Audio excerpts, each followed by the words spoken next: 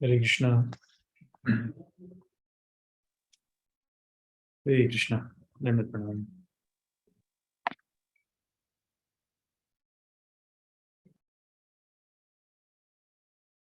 हरे कृष्णा। तो बहुत बहुत स्वागत है आपका इस्कॉन डिसाइपल कोर्स के सेशन नंबर 2 में। स्टार्ट करते हैं।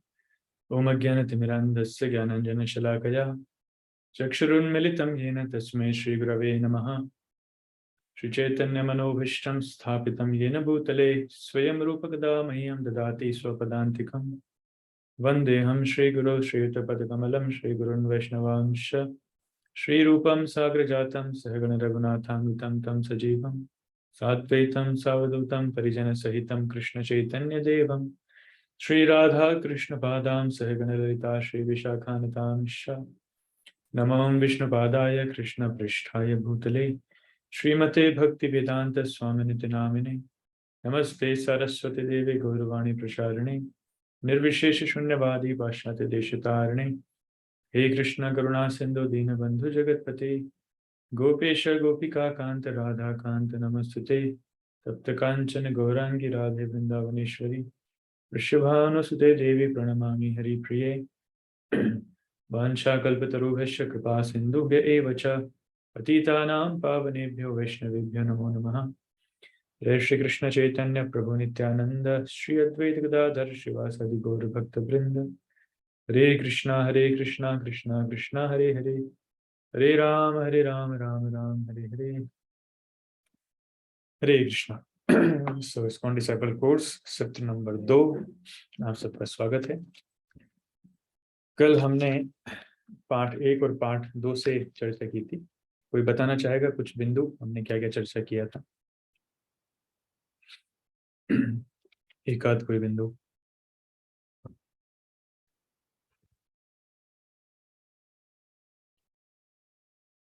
सुधाकर प्रभु जी। हरे कृष्णा प्रभु जी, धन्यवाद। ये हरे कृष्णा। प्रभु जी, आपने कब बताया था कि गुरु के टाइप्स बताए थे। एक शिक्षा गुरु होते हैं और एक दीक्षा गुरु होते हैं। उसके अलावा आपने बहुत सारे ऋत्विक सिस्टम का भी बताया था कि उन लोगों का क्या सिस्टम है और हमारा क्या सिस्टम है, और कई सारी चीजें बताई थी आपने।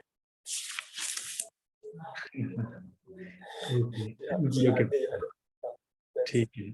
सलभ प्रभु। हरे कृष्णा।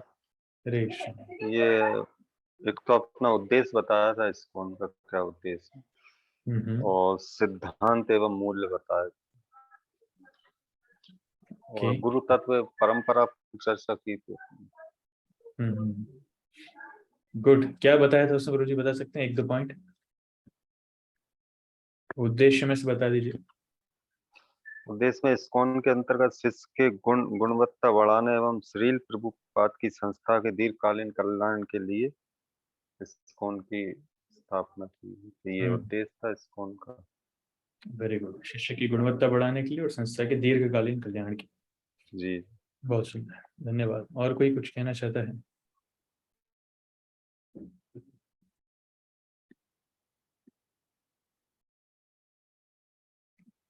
आप लोग जितना अच्छे से पार्टिसिपेट करेंगे नंबर अच्छे मिलेंगे।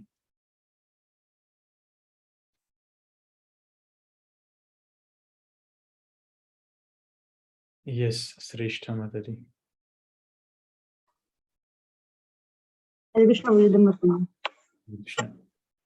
प्रभु जी, कल हमने सीखा गुरु तत्व के बारे में कि गुरु कैसे होते हैं और गुरु का चयन हमें कैसे करना चाहिए, वो स्टार्टिंग में हमने देखा था। और गुरु तत्व में हमने ये सीखा कि गुरु और भगवान से अभिन्न रहते हैं, श्री कृष्ण से अभिन्न है। और शिक्षा एवं दीक्षा गुरु के बारे में सीखा कि दीक्षा गुरु जो होते हैं वो आध्यात्मिक ज्ञान को दर्शन कराने वाले होते हैं, और शिक्षा गुरु कई हो सकते हैं जो शिक्षा देते हैं। दीक्षा गुरु में हमने बहुत सारे पॉइंट्स पढ़े थे, जिसमें देखा था कि जो हमको आध्यात्मिक नाम देते हैं, हमारे पाप कर्मों को दूर करते हैं दीक्षा देने के समय पे। और फिर हमने ऋत्विक वाद के बारे में भी पढ़ा था कि किस तरीके से प्रभुपाद ने बताया था कि कैसे गुरु परंपरा को आगे रखना है, फॉलो करना है। उन्होंने 11 गुरु को उद्देश्य दिया था कि ताकि आप आगे दीक्षा दे सकते हैं। ये हमने पढ़ा था। वेरी गुड, बहुत अच्छा, थैंक यू। शीर्ष प्रभु। हरे कृष्ण प्रभु। तो हमने कल देखा कि प्रभु हमने कल देखा कि हमारे गुरु का क्या स्तर होता है, हमारे गुरु की क्या पोजीशन होती है, और फिर हमारी गुरु परंपरा कौन सी है, दीक्षा परंपरा है या शिक्षा परंपरा है। और फिर हमने कौन सी परंपरा है वैसे? शिक्षा परंपरा, भागवत परंपरा। हाँ भागवत परंपरा, सॉरी प्रभु। Yes, continue. और प्रभु हमने कल ऋत्विक फिलोसॉफी के बारे में पढ़ा, और फिर किस प्रकार से हमको गुरु का चयन करना चाहिए, गुरु की क्वालिटीज पढ़ी। Very good, thank you.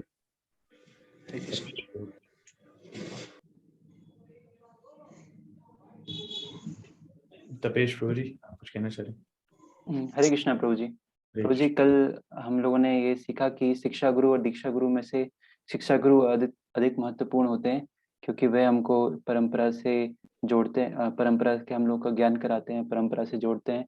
इसलिए उनका महत्व दीक्षा गुरु से ज्यादा होता है, क्योंकि दीक्षा गुरु हो सकता है हमें शिक्षा ना दे पाए, लेकिन शिक्षा गुरु हम लोगों को सब ज्ञान देते हैं, इसलिए उनका महत्व अधिक है। बहुत सही, बिल्कुल सही, थैंक यू। नीलेश प्रभु। हरे कृष्णा प्रभु जी।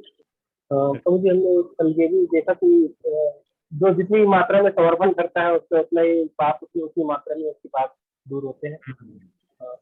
100% अभी कोई समर्पण करता है तो 100% उसके पाप दूर होते हैं। बिल्कुल, शरणागति बहुत जरूरी है। Thank you so much. सबका बहुत बहुत धन्यवाद, आपने बहुत सारे पॉइंट शेयर किए और सभी पॉइंट सही हैं।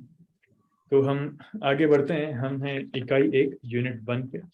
यूनिट 1 में हमने पहला पार्ट चर्चा किया जिसका नाम है स्वागत एवं परिचय। फिर हमने कल दूसरा पार्ट चर्चा किया जिसमें गुरु तत्व और परंपरा के बारे में हमने चर्चा की। आज हम तीसरे पार्ट पे आएंगे। तीसरा पार्ट है जिसका नाम है श्रील प्रभुपाद इस्कॉन के संस्थापक आचार्य। तो हम श्रील प्रभुपाद जी के बारे में विशेष तौर पर चर्चा करेंगे।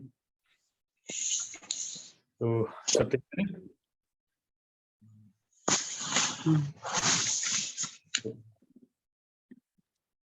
देखिए, ये आपकी प्लेट पर आपको मिला होगा जो तीसरा पार्ट है, तीसरा, हाँ, उसमें आपको एक बॉक्स पांचवे में ये मिलेगा। तो श्रील प्रभुपाद जी इस्कॉन के संस्थापक आचार्य हैं, हम सभी जानते हैं। और संस्थापक आचार्य क्यों कहा जाता है, संस्थापक आचार्य का मतलब क्या है? संस्थापक आचार्य के साथ साथ श्रील प्रभुपाद जी पूर्व प्रतिष्ठित शिक्षा गुरु भी हैं। हमने ये भी कल हल्का सा चर्चा किया था इस पे। इंग्लिश में कहते हैं प्री एमिनेंट शिक्षा गुरु। तो संस्थापक आचार्य शब्द का अर्थ क्या है, यहाँ पर आपको स्क्रीन पे दिख रहा होगा। ऑक्सफोर्ड डिक्शनरी बताती है संस्थापक शब्द वो उसको सूचित करता है एक व्यक्ति एक संस्था को सुदृढ़ नींव देता है। सबसे पहले तो स्थापित करता है। फाउंडर मतलब संस्थापक मतलब जो स्थापित करता है। और स्थापित करने के 3 अर्थ होते हैं, जिसमें पहला होता है सुदृढ़ नींव प्रदान करना, giving a strong foundation English में कहते हैं। दूसरा है उपदेशों का आधार प्रदान करना। जो उपदेश संस्थापक आचार्य देना चाहता है उसका आधार क्या है, उस आधार के लिए बहुत सारी वस्तुएं संस्थापक आचार्य प्रदान करता है। और पहली बार किसी संस्था को उसके अस्तित्व की सुविधा प्रदान करता है। तो पहली बार हम जानते हैं श्रील प्रभुपाद जी ने पहली बार ये इस्कॉन संस्था न्यूयॉर्क में रजिस्टर करी थी 1966 में। तो पहली बार इस संस्था के अस्तित्व की सुविधा प्रदान करना। अभी संस्थापक आचार्य बार बार नहीं हो सकते, एक बार हो गए तो वो फिक्स। हर 10 साल में संस्थापक आचार्य चेंज होना या हर 50 साल में चेंज होना वो संभव नहीं है। संस्थापक आचार्य सिर्फ एक बार के लिए होते हैं। तो ये चीज हमें सीखना चाहिए। तो ये ऑक्सफोर्ड डिक्शनरी की डेफिनेशन है कि संस्थापक किसे कहते हैं। अभी आपके सामने आपकी बुकलेट में उसी के नीचे एक और खांचा है जिसमें आपको सूचीबद्ध करना है कि किस प्रकार श्रील प्रभुपाद जी इस्कॉन के संस्थापक के रूप में कार्य करते हैं। ये 3 बिंदु हमने देखे। इन 3 बिंदुओं के आधार पर, ये बिंदु आपके पुस्तक में लिखे हैं, इन 3 बिंदुओं के आधार पर आपको सूचीबद्ध करना है। तो सूचीबद्ध आप कीजिएगा, पेन से लिखिएगा, लेकिन उससे पहले यहाँ पे कोई बताना चाहता है, आप हाथ ऊंचा करके बता सकते हैं कि किस प्रकार श्रील प्रभुपाद जी इस्कॉन के संस्थापक के रूप में कार्य करते हैं। जो भी पॉइंट आपको अच्छे लगे आप उसे अपने पुस्तक में लिख भी सकते हैं, बाद में वो फोटो खींच करके भेजना पड़ेगा। और इससे पहले मुरारी चरण प्रभु ने व्हाट्सएप ग्रुप में एक ग्रुप की लिंक शेयर की है जिसका नाम है असाइनमेंट्स IDC अगस्त 22। तो उस ग्रुप को आप ज्वाइन कर सकते हैं। उसमें आपके जितने असाइनमेंट्स हैं और जितने फोटो खींचने के लिए मैं बोल रहा हूँ वो सारी चीजें उसमें आप भेज सकते हैं, तो आपके लिए सुविधा हो जाएगी। यस, कोई शेयर करना चाहता है कि कैसे श्रील प्रभुपाद जी संस्थापक आचार्य ग्रुप में काम करते हैं? ओके, श्रेष्ठ माता जी। जी प्रभु जी, जैसे प्रभुपाद ने 4 प्रिंसिपल्स बताए थे और 16 माला जप जो उन्होंने मेन बताया है। ऐसा लगता है कि ये जो चीज है वो हर संस्था में या हर संप्रदाय में नहीं है। प्रभुपाद ने स्पेसिफिक इस चीज पर जोर दिया है कि 4 रूल्स फॉलो करने हैं और एक 16 राउंड्स की माला जरूर करनी है, जो सब जगह नहीं है, पर प्रभुपाद ने इस पर ज्यादा फोकस किया है, स्थापित किया है इस चीज। राइट। तो प्रभुपाद ने हमें नींव देने के लिए बहुत मुख्य बिंदु जो दिया है 16 माला और 4 नियम, बहुत सुंदर। तपेश प्रभु। हरे कृष्ण प्रभु जी। प्रभु जी, प्रभुपाद जी ने हम लोगों के लिए बहुत सारी बुक्स अवेलेबल कराई हैं जिससे हम लोगों की फिलॉसफी क्लियर रहे और ताकि हम लोग डेविएट ना हो सकें अपनी मेन वैष्णव फिलॉसफी से। इसलिए उन्होंने हम लोगों के लिए भगवत गीता, भागवतम, चैतन्य चरितामृत ऐसे बहुत सारे बुक्स अवेलेबल कराई हैं जो अगले 10,000 ईयर्स तक हम लोगों के लिए एक गाइडेंस का पाथ शो करेंगे। तो सिद्धांत देने के लिए श्रील प्रभुपाद जी ने अपनी किताबें लिखी हैं। रात रात भर जाग कर श्रील प्रभुपाद जी ने अपनी किताबें लिखी हैं। हम जानते हैं प्रभुपाद जी किसी भी देश में क्यों ना हो, रात में 1 बजे वो उठ जाते थे और सुबह 4 बजे तक श्रील प्रभुपाद जी अपनी किताबों का अनुवाद किया करते थे। तो उनकी किताबों में सारे सिद्धांत हैं। तो किताबें इस्कॉन के लिए लॉ बुक के समान है, उसमें सब कुछ है। तो ये प्रभुपाद जी ने हमें प्रदान की, बहुत सुंदर। सलभ प्रभु। प्रभु जी, श्रील प्रभुपाद जी कुछ पैसे और एक छाता और एक टाइपराइटर लेके गए अमेरिका, और वहां पर जो लोग जानते नहीं थे उनको भक्त बनाया और प्रचार प्रसार किया है, जो किसी और ने शायद नहीं किया अभी तक। ऐसे लोगों को भक्त बनाया जो कभी भगवान का नाम भी नहीं जानते थे और पूरे इस भौतिक जगत में पूरे डूबे हुए थे, उनको उन्होंने भक्त बनाया। और आज मेरे ख्याल से विश्व में सबसे ज्यादा संस्थाएं, गुरुकुल, गौशालाएं, मंदिर सब प्रभुपाद जी की देन।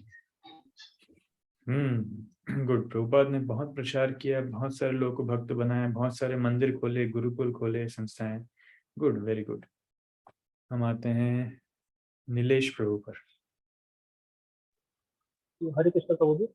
प्रभुपाद जी ने भक्ति की सभी जो गतिविधियों को अच्छी तरह से चलाने के लिए 10 नाम अपराध भी दिए हैं। तो 10 नाम अपराध का विशेष रूप से हर जगह हमें ध्यान रख के उसका सावधानी पूर्वक पालन करना। वेरी गुड, 10 नाम अपराध दिए हैं, बहुत सुंदर। अतुल प्रभु। हरे कृष्णा प्रभु जी। श्रीला प्रभुपाद ने भक्तों का संग प्रदान किया है जो एक तरह का विस्फोट है। एक भक्त भी इतना पावरफुल है कि उसका कह नहीं सकते। Okay, thank you. भक्तों का संग प्रभुपाद जी ने प्रदान किया है। गुड। शुभदा माता जी। हरे कृष्ण प्रभु जी। श्रीला प्रभुपाद ने हमें जो स्टैंडर्ड्स दिए हैं, 16 रूल्स एंड रेगुलेशन, 16 राउंड्स और टेम्पल प्रोग्राम्स, वो सब अभी भी फॉलो किए जा रहे हैं। और रथ यात्रा फेस्टिवल, ये सब श्रीला प्रभुपाद ने जो स्टार्ट किया था वो सब अभी भी हम लोग फॉलो कर रहे हैं। Good good. प्रभुपाद जी ने जितने उत्सव दिए हैं, रथ यात्रा, टेम्पल प्रोग्राम, वो सब अभी फॉलो कर रहे हैं। और कुछ नया पॉइंट? ये सारे पॉइंट्स तो कवर हो गए। प्रतिष्ठा माता जी, आपका कुछ पॉइंट है? प्रभु जी, देश विदेश के जो भक्त हैं वो एक इंस्टीट्यूट के माध्यम से जुड़े, वो प्रभुपाद के माध्यम से जुड़े, और सभी और एक्सेस इतना इजी हो गया कि देश विदेश में जो भी डिवोटीज हैं वो यहाँ बैठे डिवोटी से उनका कनेक्शन है। सो ये एसोसिएशन प्रभुपाद के कारण ही संभव हो पाया है। अदरवाइज अगर इंस्टीट्यूट नहीं होता तो एक साथ अपने जो कम्युनिकेशन है वो स्टैब्लिश नहीं होती, अपने जो रियलाइजेशन है वो शेयर नहीं हो पाते, तो जनरली जो इंडिविजुअल लोग हैं वो लॉस्ट फील करते हैं, बट एसोसिएशन में रहते हैं तो दिस इज द बेनिफिट की कलेक्टिव यूनिटी बहुत भक्ति में आगे बढ़ा सकती है। इंडिविजुअल प्योरिटी से भी ज्यादा कलेक्टिव यूनिटी बहुत बड़ी ऊपर मानी गई है, ये प्रभुपाद का कहना है। बहुत सुंदर। तो प्रभुपाद जी ने जो भक्तों का संघ हमें प्रदान किया है, कलेक्टिव यूनिटी, वो अपने आप में एक बहुत स्ट्रॉन्ग पॉइंट है। Very good. सुधाकर प्रभु। प्रभु जी, प्रभुपाद ने बहुत मेहनत करी है। जैसे इतने सारे शास्त्र पढ़ पाना हमारे लिए बहुत कठिन होता है, तो उनको समरी कर दिया है जिससे हम थोड़ा भी पढ़ेंगे तो क्रक्स तो एटलीस्ट जान जाएंगे। इतना पढ़ पाना बहुत मुश्किल है इतना सारा दूसरी ड्यूटीज के साथ में। तो एक तो ये, और इतनी स्ट्रॉन्ग फिलोसफी है कि बहुत इंटेलेक्चुअल लोग भी अट्रैक्ट होते हैं क्योंकि इतनी इन्फ्लुएंशियल है। बहुत स्ट्रॉन्ग है। Thank you. हेमलता माता जी कुछ कहना चाह रहे थे? हाँ माता जी, अनम्यूट कीजिए आप अपने आप को। प्रभु जी, हमें प्रभुपाद के माध्यम से पता चला, इस्कॉन के माध्यम से पता चला कि एक्चुअल में इस्कॉन का अर्थ ही है ईस्कॉन, भगवान कौन। अभी तक हम उलझे हुए थे, हम इनकी पूजा कर रहे थे, उनकी पूजा कर रहे थे। प्रभुपाद के माध्यम से हमें पता चला कि हमें भगवान कौन है, हमें किनकी पूजा करनी चाहिए, हम भक्ति मार्ग में कैसे आगे बढ़ सकते हैं। भक्ति हम तो कर तो रहे थे लेकिन हम वही पुराने उसमें कर रहे थे, हमें कुछ नॉलेज नहीं था। लेकिन प्रभुपाद के आने से हमें पता चला कि ईश कौन है, भगवान कौन है, हमें किनकी पूजा करनी है। आपने इस्कॉन का एक नया अर्थ निकाल दिया। गुड। इस्कॉन, वैसे इस्कॉन का फुल फॉर्म दूसरा है, international society for Krishna consciousness, Hindi में अंतरराष्ट्रीय कृष्ण भावना मिशन, लेकिन ठीक है, प्रचार के लिए ये भी चलेगा। गुड। शीर्ष प्रभु। प्रभु में प्रभुपाद ने एक बहुत ही अच्छा एटमॉस्फेयर दिया है जहाँ पे हम लोग रह करके हमारी भक्ति को बहुत अच्छे से ग्रो कर सकते हैं, जहाँ पर सारी फैसिलिटीज है भक्ति में आगे बढ़ने के लिए। Right, okay, thank you. Last point हम लेंगे चेतन प्रभु का। हरे कृष्णा प्रभु जी। श्री प्रभुपाद ने देखा जाए तो प्रभु जी की प्रसादम एक तो दिया है सबसे ज्यादा, कि प्रसादम में कोई कमी नहीं है, क्वालिटी और क्वांटिटी में भी। और श्री प्रभुपाद जब वृंदावन में प्रचार कर रहे थे तो उन्होंने देखा कि वेस्टर्न कल्चर को लोग ज़्यादा फॉलो कर रहे हैं, तो उन्होंने फिर अमेरिका जाके इस्कॉन की शुरुआत करी। अब आप देखा जाए तो दुनिया के किसी भी कोने में चले जाए आपको इस्कॉन हर जगह मिल जाएगा, और वहाँ के डिवोटी भी हर जगह मिल जाएंगे। और देखा जाए तो अब मतलब कहीं पे भी चले जाएं तो आपको वैसा माहौल और टेम्पल और वो प्रसाद, और मतलब देखा जाए तो भौतिक दुनिया से आप दुनिया के किसी भी कोने में जाकर के भौतिक दुनिया से अलग रह सकते हैं। Okay, good. लेकिन हमें अलग नहीं रहना है, हमें तो भौतिक दुनिया के साथ में रहना है, उनको प्रचार करना है। हाँ, मतलब प्रभु जी ज्यादा भौतिक दुनिया मतलब भौतिक चीजों में ज्यादा इन्वॉल्व ना हो करके स्पिरिचुअली आप अपने काम कर सकते हैं भौतिक दुनिया में रह करके। Right, thank you, thank you. Okay, so will stop here. बहुत सारे पॉइंट्स हैं, आगे और भी एक्सरसाइज आएंगी, उसमें हम लेंगे। कुछ प्रोमिनेंट पॉइंट्स मैं आपकी मदद के लिए बता देता हूँ, इसके अलावा जो हो सकते हैं। श्रील प्रभुपाद जी ने इस्कॉन संस्था की जब स्थापना करी तो प्रभुपाद जी ने 7 उद्देश्य उसमें दिए। किसी ने पढ़े 7 उद्देश्य, 7 पर्पसेस ऑफ इस्कॉन? किसी ने पढ़े हैं? आप हाथ ऊंचे कर सकते हैं। इस्कॉन के कौन से 7 उद्देश्य हैं जिसको लेकर प्रभुपाद जी ने इस्कॉन की स्थापना की थी? किसी ने नहीं पढ़े? ये अगर नहीं पढ़े तो ये आपका होमवर्क है, ये आपको पढ़ना है। प्रभुपाद जी ने इस्कॉन के 7 उद्देश्य दिए, 7 purposes of ISKCON. Prabhupada ji ने हमें किताबें दी हैं, जैसे आपने बताया फिलोसॉफिकल टीचिंग्स। प्रभुपाद जी ने हमें साधना के स्टैंडर्ड्स दिए हैं, morning program, evening program. Prabhupada ji ने हमें टेम्पल वर्शिप का स्टाइल दिया है, स्टैंडर्ड्स दिए हैं, उनके मापदंड दिए हैं। प्रभुपाद जी ने हमें ड्रेसिंग स्टाइल दिया है, तिलक लगाना के स्टाइल बताए हैं, कैसे तिलक लगाना है। प्रभुपाद जी ने हमें, जैसे भक्तों ने बताया, प्रसाद के बारे में सिखाया, कैसा प्रसाद होना चाहिए। प्रभुपाद जी ने हमारी भाषा हमें बताई, कैसी भाषा का प्रयोग करना है, कैसे शब्दों का प्रयोग करना है, किस प्रकार से व्यवहार करना है, एक दूसरे भक्तों से मिलते हैं जब किस प्रकार से व्यवहार करना है। प्रभुपाद जी ने इस आंदोलन को चलाने के लिए मैनेजरियल बॉडी हमें दी है, एक संगठन हमें दिया है जो मैनेजरियली इस संस्था को आगे बढ़ा रहा है, जिसे कहते हैं गवर्निंग बॉडी का मिशन। प्रभुपाद जी ने वो हमें प्रदान किया। प्रभुपाद जी ने माताओं और प्रभुओं के बीच में किस प्रकार से व्यवहार होने चाहिए, उनके मापदंड हमें दिए हैं। प्रभुपाद जी ने इस्कॉन में हमें किस प्रकार से प्रचार कार्य आगे बढ़ाना है, तौर तरीका, विधि विधान, उन सब के बारे में बताया भी है और प्रशिक्षण भी दिया है। तो बहुत सारी चीजें इसमें आ सकती हैं और मुख्यतः आपको इन पॉइंट्स के आधार पर उसमें लिखना है और बाद में आपको पिक्चर क्लिक करके भेजना है। तो हम आगे बढ़ते हैं। ये हमने सीखा किस प्रकार प्रभुपाद संस्थापक आचार्य या फिर पूर्व प्रतिष्ठित शिक्षा गुरु के रूप में कार्य करते हैं। अभी आपके सामने एक प्रश्न है। प्रश्न ये है, जब हमने जान लिया है कि प्रभुपाद जी इस प्रकार संस्थापक आचार्य या फिर पूर्व प्रतिष्ठित शिक्षा गुरु के रूप में कार्य करते हैं, तो अगला प्रश्न है कि इस्कॉन के अनुयायियों को श्रील प्रभुपाद के प्रति विशेष श्रद्धा क्यों होनी चाहिए? सबसे पहले होनी चाहिए कि नहीं होनी चाहिए? कितने लोग सोचते हैं कि इस्कॉन के जितने अनुयायी हैं उनको श्रील प्रभुपाद के प्रति बहुत ही विशेष श्रद्धा होनी चाहिए? कितने लोग सोचते हैं होना चाहिए?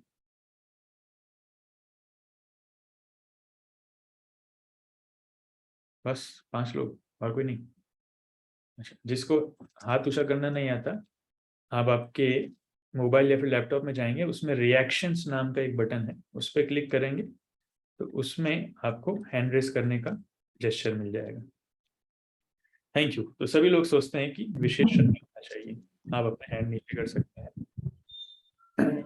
और क्यों होना चाहिए, इसका जवाब कौन देना चाहेगा? जिसने अभी तक नहीं बोला है वो कोई बोलना चाहे तो। क्यों श्रील प्रभुपाद जी के अनुयायियों को प्रभुपाद जी पे विशेष श्रद्धा होना चाहिए? जिसने अभी तक कंट्रीब्यूट नहीं किया है वो बोलना चाहेगा प्लीज। आपकी कंट्रीब्यूशंस के आपको नंबर मिलेंगे।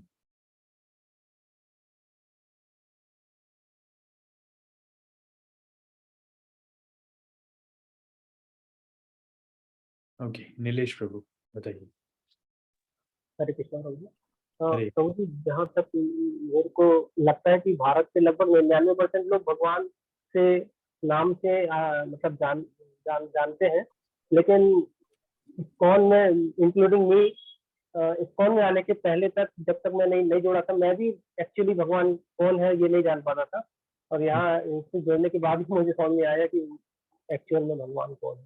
तो इसके लिए मैं बहुत ग्रेटफुल प्रभुपाद जी का कि ये जानकारी मुझे हो पाई है, और ये जानकारी फैलाने की भी बहुत ज्यादा जरूरत है। भारत के लोग अभी अच्छे से नहीं जान पाते भगवान को। राइट। देखिए, हमारा सौभाग्य है, बहुत विशेष सौभाग्य है कि हम इस समय आए जब प्रभुपाद जी की इस्कॉन संस्था इतने रूप में, इतने बड़ी मात्रा में प्रचार कर रही। हम प्रभुपाद जी के बारे में भी जान पा रहे हैं, प्रभुपाद जी के प्रिय शिष्यों को देख भी पा रहे हैं, उनसे शिक्षा ले पा रहे हैं, उनकी सेवा कर पा रहे हैं। कितना सौभाग्य। अगर हमारा जन्म आज से 50 या 75 साल पहले होता तो कितनी संभावना थी कि हम प्रभुपाद जी के साथ जुड़ पाते? बहुत कम, क्योंकि प्रभुपाद जी ने रहते रहते भारत में प्रचार कम किया, विदेश में ज्यादा किया। और अगर उसके पहले होता तब तो एकदम ही पूरी उम्मीदें खत्म थी।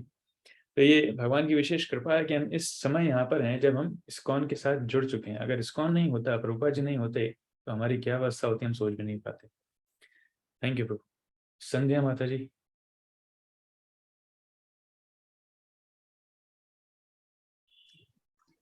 हरे कृष्णा प्रभु जी। श्रील प्रभुपाद मतलब अमेरिका गए, इतना स्ट्रगल किया उन्होंने हमारे लिए इस्कॉन बनाने में, और आउट ऑफ कंपैशन वो अमेरिका गए, और जो लोग कृष्ण को नहीं जानते थे उनको उनका हार्ट ट्रांसफॉर्म कर दिया उन्होंने। तो मतलब उनके लिए इसलिए ज्यादा श्रद्धा है। Right, thank you. गौरव प्रभु।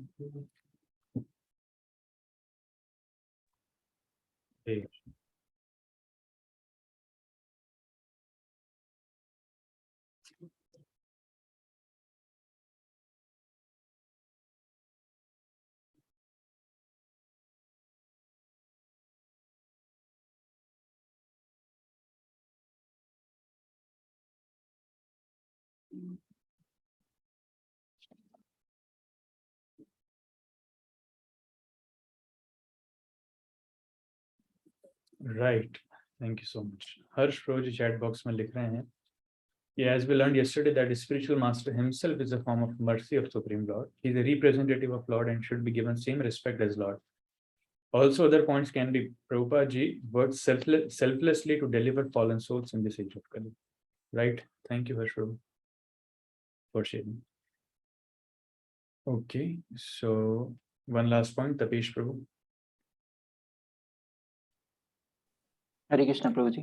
प्रभु जी, प्रभुपाद जी के कारण ही हमें ये पूरा एनवायरनमेंट मिला है, ताकि हम इसमें अपने भक्तों का संग ले सकते हैं, अपनी साधना कर सकते हैं। अगर प्रभुपाद जी इस्कॉन की संस्थापना नहीं करते तो फिर हमें ये सब चीजें नहीं उपलब्ध हो पाती, जैसे अन्य भक्तों ने शेयर किया, वैसे ये पॉइंट। Right, thank you. तो हम आगे बढ़ते हैं। इस प्रकार आपने देखा कि क्यों इस्कॉन के जितने अनुयायी हैं उन्हें श्रील प्रभुपाद के प्रति विशेष श्रद्धा होनी चाहिए। अभी एक और एक्सरसाइज, ये ड्राइंग एक्सरसाइज है, लेकिन आपको ड्रॉ नहीं करना है, क्योंकि ऑफलाइन अगर होता, हम आमने सामने होते तब ड्रॉ करते हैं। आपको जवाब भी देना है। प्रश्न ये है कि किस प्रकार श्रील प्रभुपाद आधुनिक युग के लिए श्री चैतन्य महाप्रभु के प्रामाणिक प्रतिनिधि हैं। आपको इन पॉइंट्स के ऊपर सोचना है कि किस प्रकार श्रील प्रभुपाद आधुनिक युग के लिए श्री चैतन्य महाप्रभु के प्रामाणिक प्रतिनिधि हैं। और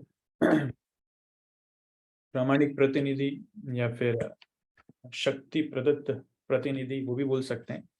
और ये आपको सोचना है, और इसके जो भी उत्तर हैं आपके बुकलेट में एक खांचा दिया है, बॉक्स दिया है, उसमें आपको लिखना है, तीसरा जो बॉक्स।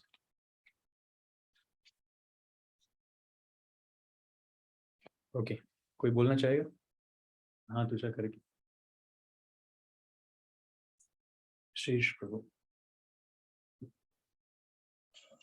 प्रभु, श्रील प्रभुपाद को चैतन्य महाप्रभु का स्पेशल पावर इसलिए भी हम लोग मान सकते हैं क्योंकि कोई नॉर्मल व्यक्ति या कोई नॉर्मल डिवोटी जा करके इतना प्रचार नहीं कर सकता 10 साल में, वो भी इतनी ज्यादा एज में, वो भी अमेरिका जा करके जहाँ कोई भी उनको जानता नहीं और बहुत कम पैसों के साथ, जिसमें प्रभुपाद को 2 हार्ट अटैक भी आए, तो कोई नॉर्मल व्यक्ति ये नहीं कर सकता है। इसी से ये क्लियर होता है। न भूतो न भविष्यति, भूतकाल में भी किसी ने ऐसा नहीं किया और भविष्य में भी कोई ऐसा नहीं कर पाएगा जो श्रील प्रभुपाद जी ने किया है। रिटायरमेंट की उम्र में जब लोग सब बैठ करके आराम करना चाहते हैं, उस समय प्रभुपाद जी ने इतने विश्वव्यापी संस्था को खड़ा किया, आंदोलन छेड़ा। ये कोई साधारण बात नहीं। Thank you so much. Yes, Shreshtha माता जी। यस प्रभु जी, जैसे चैतन्य महाप्रभु एक बार कटहल तला जो हम देखते हैं कोलकाता में है, उस जगह जहाँ प्रभुपाद का जन्म हुआ था, वहाँ एक बार भ्रमण करते हुए चैतन्य महाप्रभु गए थे और उन्होंने वहाँ बहुत कीर्तन किया था और एक बार बोला भी था कि एक ऐसा सेनापति भक्त आएगा जो प्रचार करेगा। तो इससे हमें पता चलता है कि प्रभुपाद जो हैं वो प्रामाणिक वही हैं जो महाप्रभु चाहते थे, चैतन्य महाप्रभु चाहते थे, और उन्होंने एज इट इज अपनी शिक्षाओं को उन्होंने कैरी फॉरवर्ड प्रभुपाद ने एज इट इज जो महाप्रभु की जो टीचिंग्स हैं उनको ना एज इट इज हमको पहुंचाया है। वो उसमें कोई मिलावट नहीं है, उनका सब इतना ही क्रेडिट वो लेते हैं कि मैंने उनको एज इट इज उनको एज एजेंट किया। जैसे हम कल बोल रहे थे कि वो पोस्टमैन की तरह, एजेंट की तरह गुरु जो होते हैं, वो उसी तरीके से उन्होंने जस्ट पहुंचाया विदाउट एनी एडल्टरेशन। उन्होंने सारी चीजें हमको एज इट इज दी हैं जो महाप्रभु की टीचिंग्स हैं, स्पेशली संकीर्तन मूवमेंट। गुड, आप लोगों को एग्जाम अलग अलग लिखना होगा, है ना? Okay, thank you. Yes, Prabhupada ji सेनापति भक्त हैं। आपके बुकलेट में उसी खांचे के नीचे एक श्लोक भी दिया है, एबे नाम संकीर्तन तीक्ष्ण खड़क लैया अंतर असुर जीवेर फेली बे कथिया, यदि पापी धर्म छाड़ी दूरे देश जाए मोर सेनापति भक्त जाई बे तथा। तो प्रभुपाद जी के बारे में है कि यदि पापी लोग धर्म छोड़कर दूसरे देश चले जाते हैं, तब मेरा सेनापति भक्त वहां पर जाएगा और वहां पर उन्हें कृष्ण भक्ति प्रदान करेगा। तो वो सेनापति भक्त कौन है? वो है श्रील प्रभुपाद जी। तो महापुरुष स्वयं प्रभुपाद जी के बारे में बात करते हैं कि वो मेरी सेना के सेनापति हैं, commander in chief. Very good, thank you. Tapesh Prabhu. Hare Krishna Prabhu ji. जैसे हम देखते हैं चैतन्य महाप्रभु जब साउथ में प्रीचिंग करने गए थे, तो उन्होंने वहाँ पे जब टीचिंग करते थे तो वो तो जिस किसी से भी एक बार मिलते थे, एक बार उनसे हरि बोल बोलने को बोलते थे तो वह भक्त बन जाते थे। इसी प्रकार से प्रभुपाद जी जब विदेश में गए तो उन्होंने इतने सारे लोगों को, जो मोस्ट डिग्रेडेड सोल्स थी वहाँ पे, जो सबसे ज्यादा सिंफुल एक्टिविटीज में थी, उन लोगों को भी भक्ति में ट्रांसफॉर्म कर दिया। तो ये कोई नॉर्मल पर्सन के लिए इम्पॉसिबल है। चैतन्य महाप्रभु जैसे ही उन्होंने वहाँ पे प्रीचिंग किया। राइट। चैतन्य महाप्रभु जैसे जादुई तरीके से प्रचार किए साउथ इंडिया में, श्रील प्रभुपाद जी भी उसी प्रकार से जादुई तरीके से। ऐसे वर्णन आते हैं कि कुछ भक्त लोग प्रभुपाद जी को देखकर ही भक्त बन गए, कुछ प्रभुपाद जी का तिलक देखकर भक्त बन गए, कुछ प्रभुपाद जी का कीर्तन सुन के भक्त बन गए, कुछ प्रभुपाद जी की पुस्तक पढ़ के भक्त बन गए, अभी भी भक्त बन रहे हैं पुस्तक पढ़ के। तो किस किस माध्यम से भक्त बन रहे हैं प्रभुपाद जी के एक एक छोटे से अंग को देख करके या फिर उनकी सेवाओं को देख करके आश्चर्यचकित है।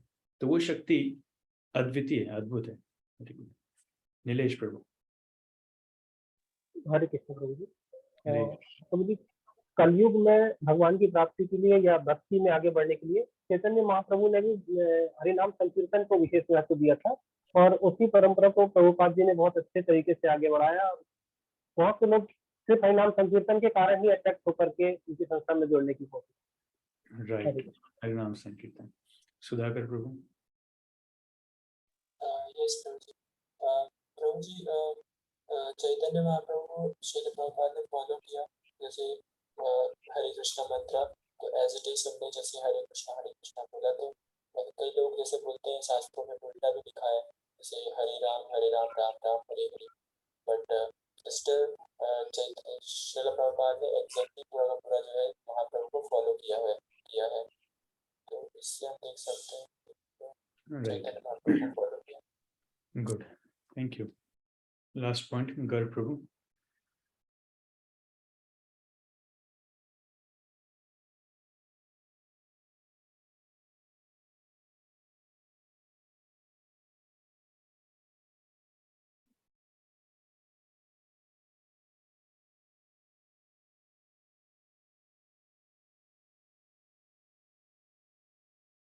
थोड़ा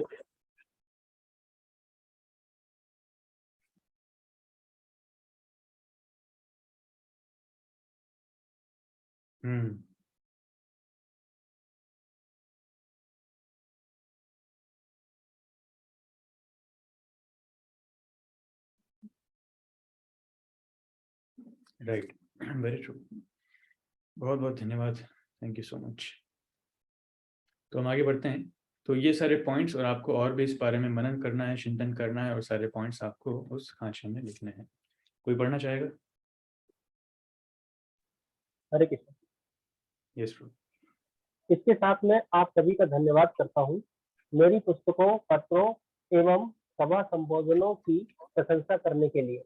जैसा कि मैंने पहले भी सभी को बताया है, यह मेरे वाक्य नहीं, मैं केवल श्री चैतन्य महाप्रभु का परंपरागत संदेश वाहक हूँ एवं कुछ भी जोड़ता अथवा घटाता नहीं। इस तरह अगर आप सभी भी इन वाक्यों को आगे बढ़ाते हैं तो यह दिव्य परंपरा प्रणाली वास्तव में बनी रहेगी एवं सभी जीवों को लाभ होगा। हरे कृष्ण। तो जैसा अभी पॉइंट बताया था भक्तों ने कि प्रभुपाद जी कहते हैं कि मैंने कुछ जोड़ा नहीं है ना कुछ घटाया है, तो यह प्रभुपाद जी का विशेष क्रेडिट है, और यही अगर सब करेंगे तो ये परंपरा बनी रहेगी और सभी जीवों को इससे लाभ होगा। बहुत सुंदर। तो यहाँ पर प्रभुपाद जी एक छोटी सी चेतावनी भी दे रहे हैं कि हम किस प्रकार भटक सकते हैं। प्रभुपाद जी ने कहा मैंने कुछ जोड़ा नहीं है कुछ घटाया नहीं, इसी प्रकार अगर सब करेंगे तो परंपरा बनी रहेगी। तो अगली एक्सरसाइज में, अगले प्रश्न में आपको ये सोचना है कि ऐसे क्या तरीके हैं जिसकी वजह से प्रभुपाद इस्कॉन के संस्थापक आचार्य और पूर्व प्रतिष्ठित शिक्षा गुरु बने रहे, उसमें समस्या आ सकती है। ऐसे कौन से तरीके हैं या फिर क्या ऐसी वस्तुएं हैं जो प्रभुपाद के इस विशेष पदवी को आहत पहुंचा सकते हैं, खतरे में डाल सकते हैं। जिसने अभी तक उत्तर नहीं दिया है वो अगर जवाब देना चाहें तो ज्यादा अच्छा होगा, उनको मौका पहले मिलेगा। प्रश्न सबको क्लियर है ना? रूपा जी इस्कॉन के संस्थापक आचार्य हैं और पूर्व प्रतिष्ठित शिक्षा गुरु हैं, तो ऐसा क्या हो सकता है जिससे कारण उनकी इस पदवी के ऊपर रिस्क हो सकता है?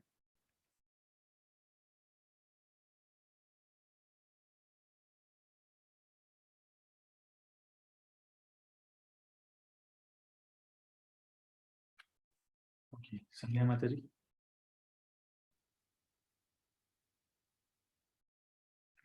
हरे कृष्णा प्रभु जी। हम अगर ग्रंथ मतलब अध्ययन नहीं करेंगे तो ग्रंथ अध्ययन नहीं करेंगे और प्रचार नहीं करेंगे तो मतलब ओके, अगर हम ग्रंथ अध्ययन छोड़ दें और प्रचार छोड़ दें तब रिस्क में आ सकता है। Okay, good point, nice. शीर्ष प्रभु। प्रभु, जब हम लोग प्रभुपाद की जो पोजीशन है उसको भूल जाए जब प्रभुपाद की जो मतलब पोजीशन है संस्थापक आचार्य होने की, उसको खतरा हो सकता है जब हम प्रभुपाद का इम्पोर्टेंस भूल जाए कि उनकी क्या पोजीशन है इस्कॉन में। हाँ, तो कैसे भूल सकते हैं प्रभुपाद का महत्व? जब हम प्रभुपाद के बारे में सुनना और प्रभुपाद के बारे में जानना बंद कर दें। राइट। अगर इस्कॉन में हम प्रभुपाद को केंद्र में ना रखें, प्रभुपाद के बारे में उनको श्रवण करने के लिए, उनको उनकी पुस्तकों का अध्ययन करने के लिए अगर हम कुछ कार्यक्रम ना लेकर आए, तब धीरे धीरे उनका महत्व अपने आप कम होता जाएगा। Very good, thank you. Shreshtha माता जी। तो जी जैसे प्रभुपाद ने Bhagavad Gita as it is लिखी है, तो जैसी भगवान ने बोली है वैसे ही लिखी है। अगर हम उनकी बुक्स में मिलावटें करना स्टार्ट कर दें, जो उन्होंने ग्रंथ लिखे हैं उसमें अगर हम अपने अपने आइडियाज या अपने थॉट्स मिलावट कर दें और उस बुक्स का जो मेन उद्देश्य है वो हटा दें, तो भी हमारे लिए ये एक हानिकारक साबित हो सकता है। पर मिलावट कैसे कर सकते हैं? हमको तो बीबीटी लिखने के लिए परमिशन नहीं देगा ना। अपने जैसे आज मैं इनकेस ऑथर बन गई और मैंने उस कृष्ण के ऊपर ही कुछ ऐसी चीजें लिख दी भगवत गीता के या कृष्ण थॉट्स को पे, केंद्र में नहीं रखकर बाकी चीजों को घुमा फिरा के बताया। कृष्ण केंद्र, जो प्रभुपाद की बुक्स हैं उसमें हर जगह कृष्ण को केंद्र में रखकर प्रभुपाद ने सारी हमको ग्रंथ दिए हैं। अगर उसमें ही वो हट जाएगा केंद्र से कृष्ण को हटा के, तो फिर इसमें मिलावट हो सकती है ग्रंथों में। राइट, लेकिन आप वो पुस्तक छापेंगे तो वो इस्कॉन के नाम से थोड़ी छाप पाएंगे, उसके लिए तो आपको बीबीटी की परमिशन लेना होगा ना। वो तो आप पर्सनल अपने नाम से छापेंगे, तो कोई भी छाप सकता है पर्सनल अपने नाम से। मतलब ये प्रश्न है मेरा, आप इसका उत्तर क्या देंगे?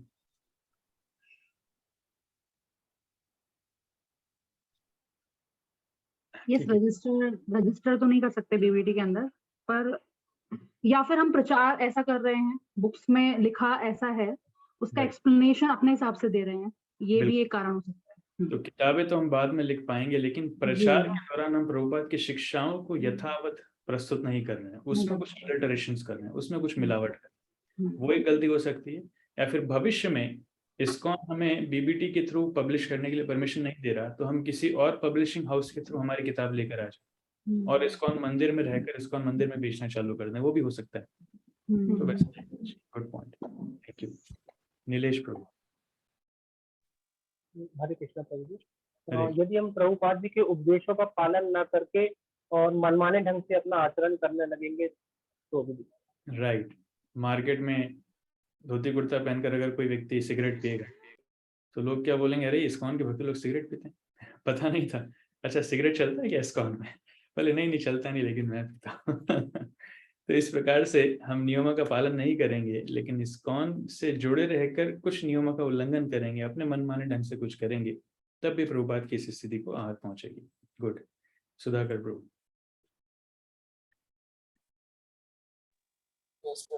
प्रभु जी, हम किसी चीज का जब इम्पोर्टेंस भूल जाते हैं, तो जैसे हम प्रभुपाद जी का इम्पोर्टेंस भूल जाएंगे तो जो है उनका पत्नी जैसे। और दूसरा पॉइंट, जैसे हम सरेंडर जब कम होते हैं, जब हम पूरी तरह से सरेंडर नहीं होंगे, तो हम अपनी फिलोसफी ला सकते हैं और फिर ऐसे में कल हो जाएगा, मतलब डिसॉल्यूशन हो जाएगा, या फिर मतलब और अलग अलग संस्थाएं हो सकती है, डिस्प्यूट्स हो सकते हैं।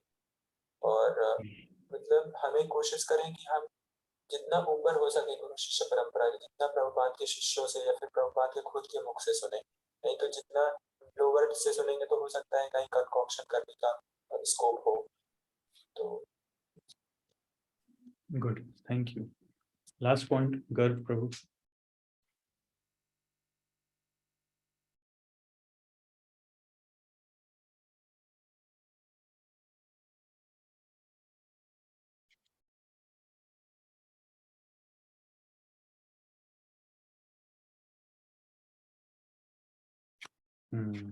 Good, thank you. Keshav Guru ji लिख रहे हैं, हम जीबीसी के हर रूल्स फॉलो करें और प्रभुपाद के बताए रूल्स फॉलो करते रहेंगे तो बने रहेंगे। गुड।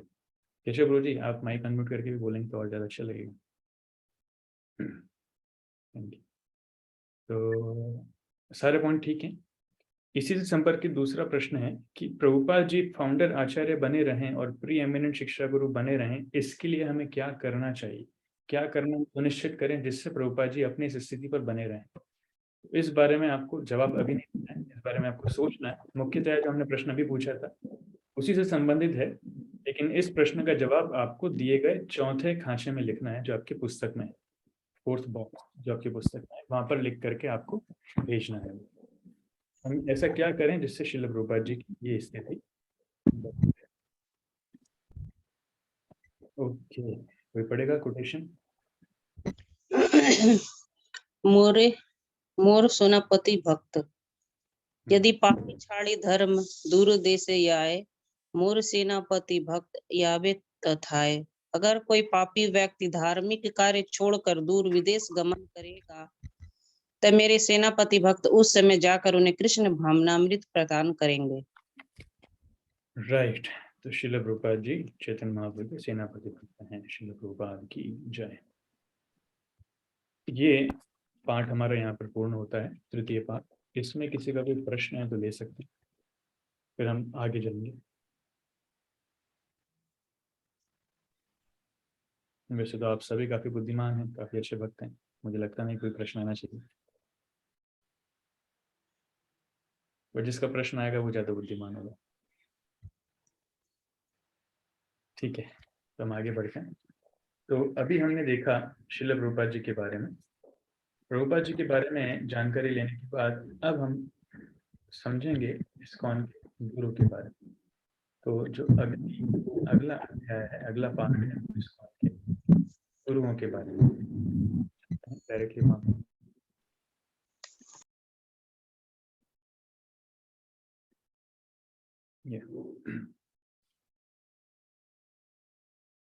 इकाई एक का ये आखिरी अध्याय है। कोई पढ़ना चाहेगा? इसलिए हमें इस प्रकार जीवन यापन करना चाहिए जिससे कि हम अपनी बुद्धि एवं मन को स्वस्थ रख सकें, ताकि हम कठिनाइयों से भरे जीवन में अपने उद्देश्यों को स्पष्ट रूप से देख सकें। इस प्रकार एक विचारशील व्यक्ति को सही एवं गलत में भेद को जानते हुए कार्य करना चाहिए और इस तरह जीवन के उद्देश्य को प्राप्त करना चाहिए। राइट।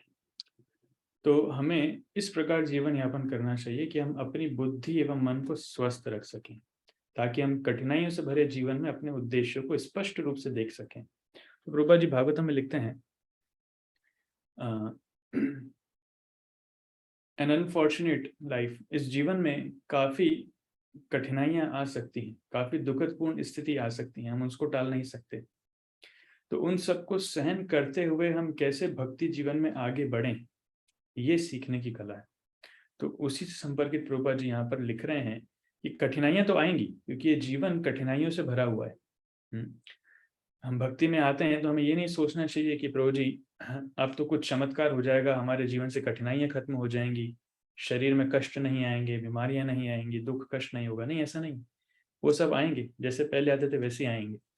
उदाहरण आता है कि आप समुद्र में जा रहे हैं, समुद्र में नौका पे जा रहे हैं, और समुद्र का स्वभाव क्या है? समुद्र का स्वभाव ही है कि समुद्र बड़ा अशांत होता है, उथल पुथल, उसमें बड़ी बड़ी लहरें होती हैं और नाव ऊपर नीचे होती है। जैसे प्रभुपाद जी जब जलदूत में गए थे तो आपने सुना होगा प्रभुपाद जी को 2 हार्ट अटैक्स आए थे, उसमें इतने भयंकर तूफान बवंडर वगैरह सब आते हैं। तो समुद्र का स्वभाव ये है। तो हम नाव में जा रहे हैं तो भगवान से प्रार्थना क्या करना चाहिए कि भगवान समुद्र को शांत कर दीजिए? नहीं, वो नहीं हो सकता। भगवान चाहे तो कर सकते हैं, लेकिन समुद्र तो अपना स्वभाव ही बनाए रखेगा, समुद्र में अशांति ही रहेगी। लेकिन संभव क्या है कि उस कठिनाई भरे सफर में भी हम कैसे भगवान के ऊपर हमारी चेतना लगाए रखें, हम कैसे उस कठिनाइयों भरे समुद्र में अपनी नौका पार लगा सकें, उस बारे में प्रार्थना करना है। तो वही चीज प्रभुपाद यहाँ पर कह रहे हैं कि बुद्धि और मन को स्वस्थ रख सकें, ताकि हम कठिनाइयों से भरे जीवन में अपने उद्देश्यों को स्पष्ट रूप से देख सकें।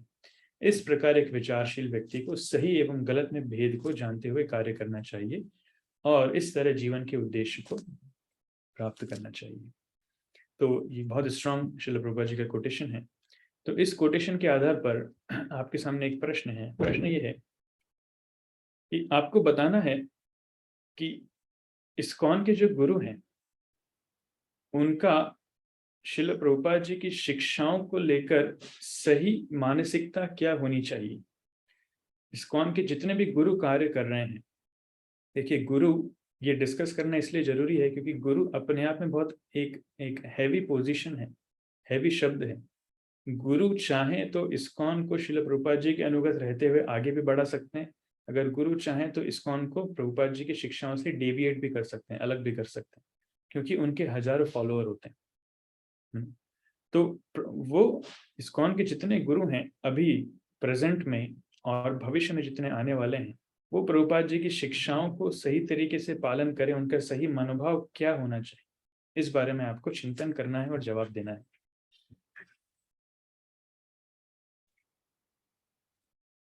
ये आपके इसमें लिखा भी है, इस्कॉन गुरु का मनोभाव, जो दूसरा खांचा है, दूसरे खांचे में आपको लिखना भी। ओके, कोई जवाब देना चाहेगा? यस, सलभ प्रभु। प्रभु जी, श्रील प्रभुपाद जी के जो रूल्स हैं उनको बिल्कुल पॉइंट टू पॉइंट फॉलो अगर करा जाएगा तो प्रभुपाद जी की पोजीशन एज इट इज रहेगी। अगर रूल्स को नए रूल्स बना देंगे या इधर उधर कर देंगे तो फिर वो गड़बड़ हो जाएगी।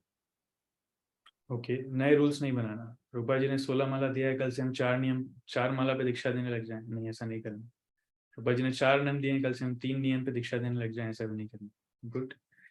ओके, विशेषकर हम बात कर रहे हैं शिक्षाओं के ऊपर, प्रभुपाद जी ने जो शिक्षाएं दी हैं उनके ऊपर। तपेश प्रभु। हरे कृष्णा प्रभु जी। तो जैसे लास्ट सेक्शन में अपन ने डिस्कस किया कि प्रभुपाद जी प्री एमिनेंट शिक्षा गुरु एंड फाउंडर आचार्य हैं, तो उनकी पोजीशन एस्टेब्लिश्ड रहे उसके लिए सारे गुरुओं का एक कर्तव्य है कि वह उनकी शिक्षाओं को एज इट इज प्रेजेंट करें। जैसे प्रभुपाद जी ने Bhagavad Gita as it is present करी, ऐसे ही जो अपकमिंग गुरुज हैं या डिसाइपल्स हैं उनका एक कर्तव्य है कि वे प्रभुपाद जी की शिक्षाओं को एज इट इज लें और एज इट इज आगे उसको फॉरवर्ड करें। राइट, प्रभुपाद जी की शिक्षाओं को एज इट इज, यथारूप उसे स्वीकार करें और यथारूप ही आगे प्रस्तुत करें। अच्छा, इसमें दूसरा प्रश्न ये, क्या ऐसा कुछ आप देख पा रहे हैं आसपास जिसमें प्रभुपाद जी की शिक्षाओं को यथारूप में स्वीकार न किया जा रहा है या फिर प्रस्तुत नहीं किया जा रहा है, कुछ अडल्ट्रेशन हो रहा है?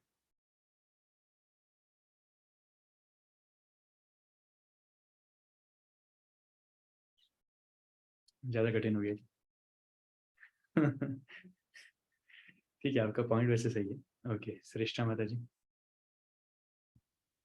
प्रभु जी, श्रील प्रभुपाद बोलते थे कि purity is the force. Purity हम में नहीं होगी तो हम सामने वाले को भी उसको प्रचार नहीं कर पाएंगे, उसका इम्पैक्ट उस पर नहीं होगा। तो गुरु का कर्तव्य ये है कि वो जो शिक्षाएं हैं उस पर पहले खुद से इम्प्लीमेंटेशन इतना गाढ़ा होना चाहिए कि जब वो प्रचार करेंगे तो उसकी प्योरिटी भी वहां पे ट्रांसफर होगी। उनकी शिक्षाओं पे बने रहना, this is the like foundational principle. Right, आचरण हमारा बहुत अच्छा होना चाहिए, शिक्षाएं जो है वो हमारे जीवन में हम उनको फॉलो भी करें, लगाएं भी। Very good point, thank you. Salabh Prabhu. Prabhu ji, मेरे सामने तो एक रियल घटना है, अगर आप आज्ञा दें तो बता दूं तो। हाँ, बिना नाम लिए, बिना शहर का नाम, जगह का नाम भी नहीं लूंगा, नाम भी। ठीक है। कुछ डिवोटीज थे, वो तुरंत कनेक्ट हुए किसी सेंटर में, अब थोड़ा बहुत फॉलो किया, फिर इसके बाद उन्होंने पूरा फॉलो नहीं किया, श्रील प्रभुपाद जी की शिक्षा पूरी नहीं ली उन्होंने। तो लास्ट में क्या हुआ, फ्रैक्शन हो गए और उन्होंने अलग से टेम्पल डाल लिया, वो सेंटर से अलग हो गए। वो अलग भक्ति करते हैं, वो इधर अलग चलता।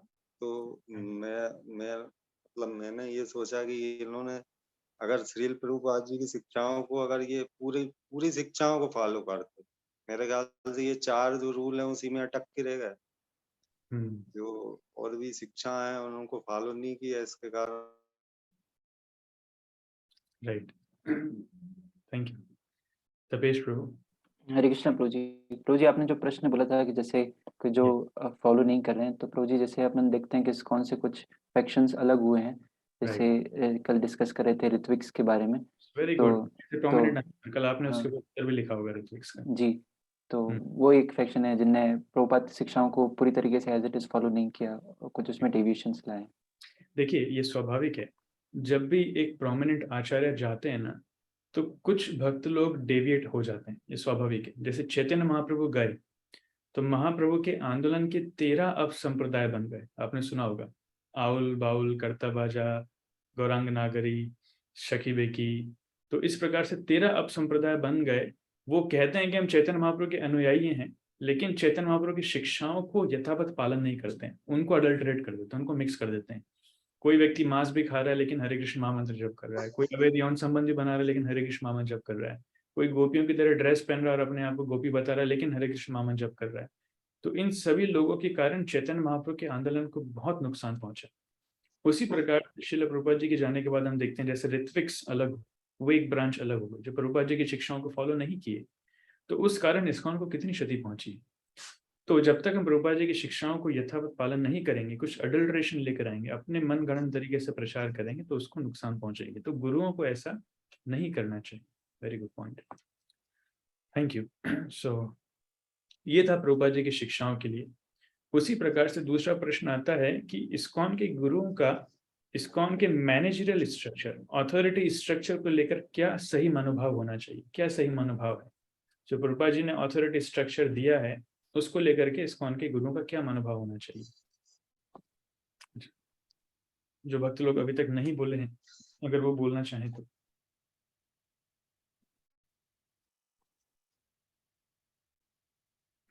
I encourage those devotees who have not spoken till now.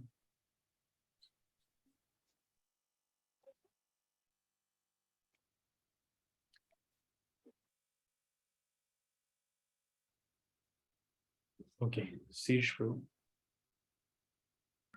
प्रभु, जैसा कि प्रभुपाद ने कहा था कि जो जीबीसी बता रही है वही मेरा भी डिसीजन है, तो गुरु का ये मनोभाव होना चाहिए कि जो भी गवर्निंग बॉडी कमीशन बोल रहा है उसको वैसे ही स्वीकार करे, उसमें और कुछ क्वेश्चन ना करे। राइट, तो फॉलोइंग द जीबीसी जैसा बोल रहा है उनके नियमों का पालन करना। Very good, thank you. Actually ये पॉइंट बड़ा इंपॉर्टेंट है। आप देखेंगे कि श्रील भक्ति सिद्धांत सरस्वती ठाकुर ने कहा था जीबीसी बनाने के लिए उनके शिष्यों को, लेकिन वो लोग भक्ति सिद्धांत महाराज के इस आदेश का पालन नहीं कर पाए और इस कारण गौड़िया मठ प्रचार के माध्यम से प्रचार नहीं कर पाया, पूरा टूट गया। लेकिन प्रभुपाद जी ने अपने रहते रहते जीबीसी बनाया और अपने आप को जीबीसी का एक सदस्य बनाया, और आखिरी में जितने सारे आदेश आते थे जीबीसी के थ्रू प्रभुपाद जी आगे बढ़ाते थे, अकेले आदेश नहीं देते थे। प्रभुपाद जी ने जीबीसी का गठन किया, इसलिए जीबीसी मैनेजरियल अथॉरिटी है, उनके आदेशों का पालन करना चाहिए। Very good. और भी बहुत सारे हाथ थे, सब गायब हो गए, एक ही पॉइंट था लगता है।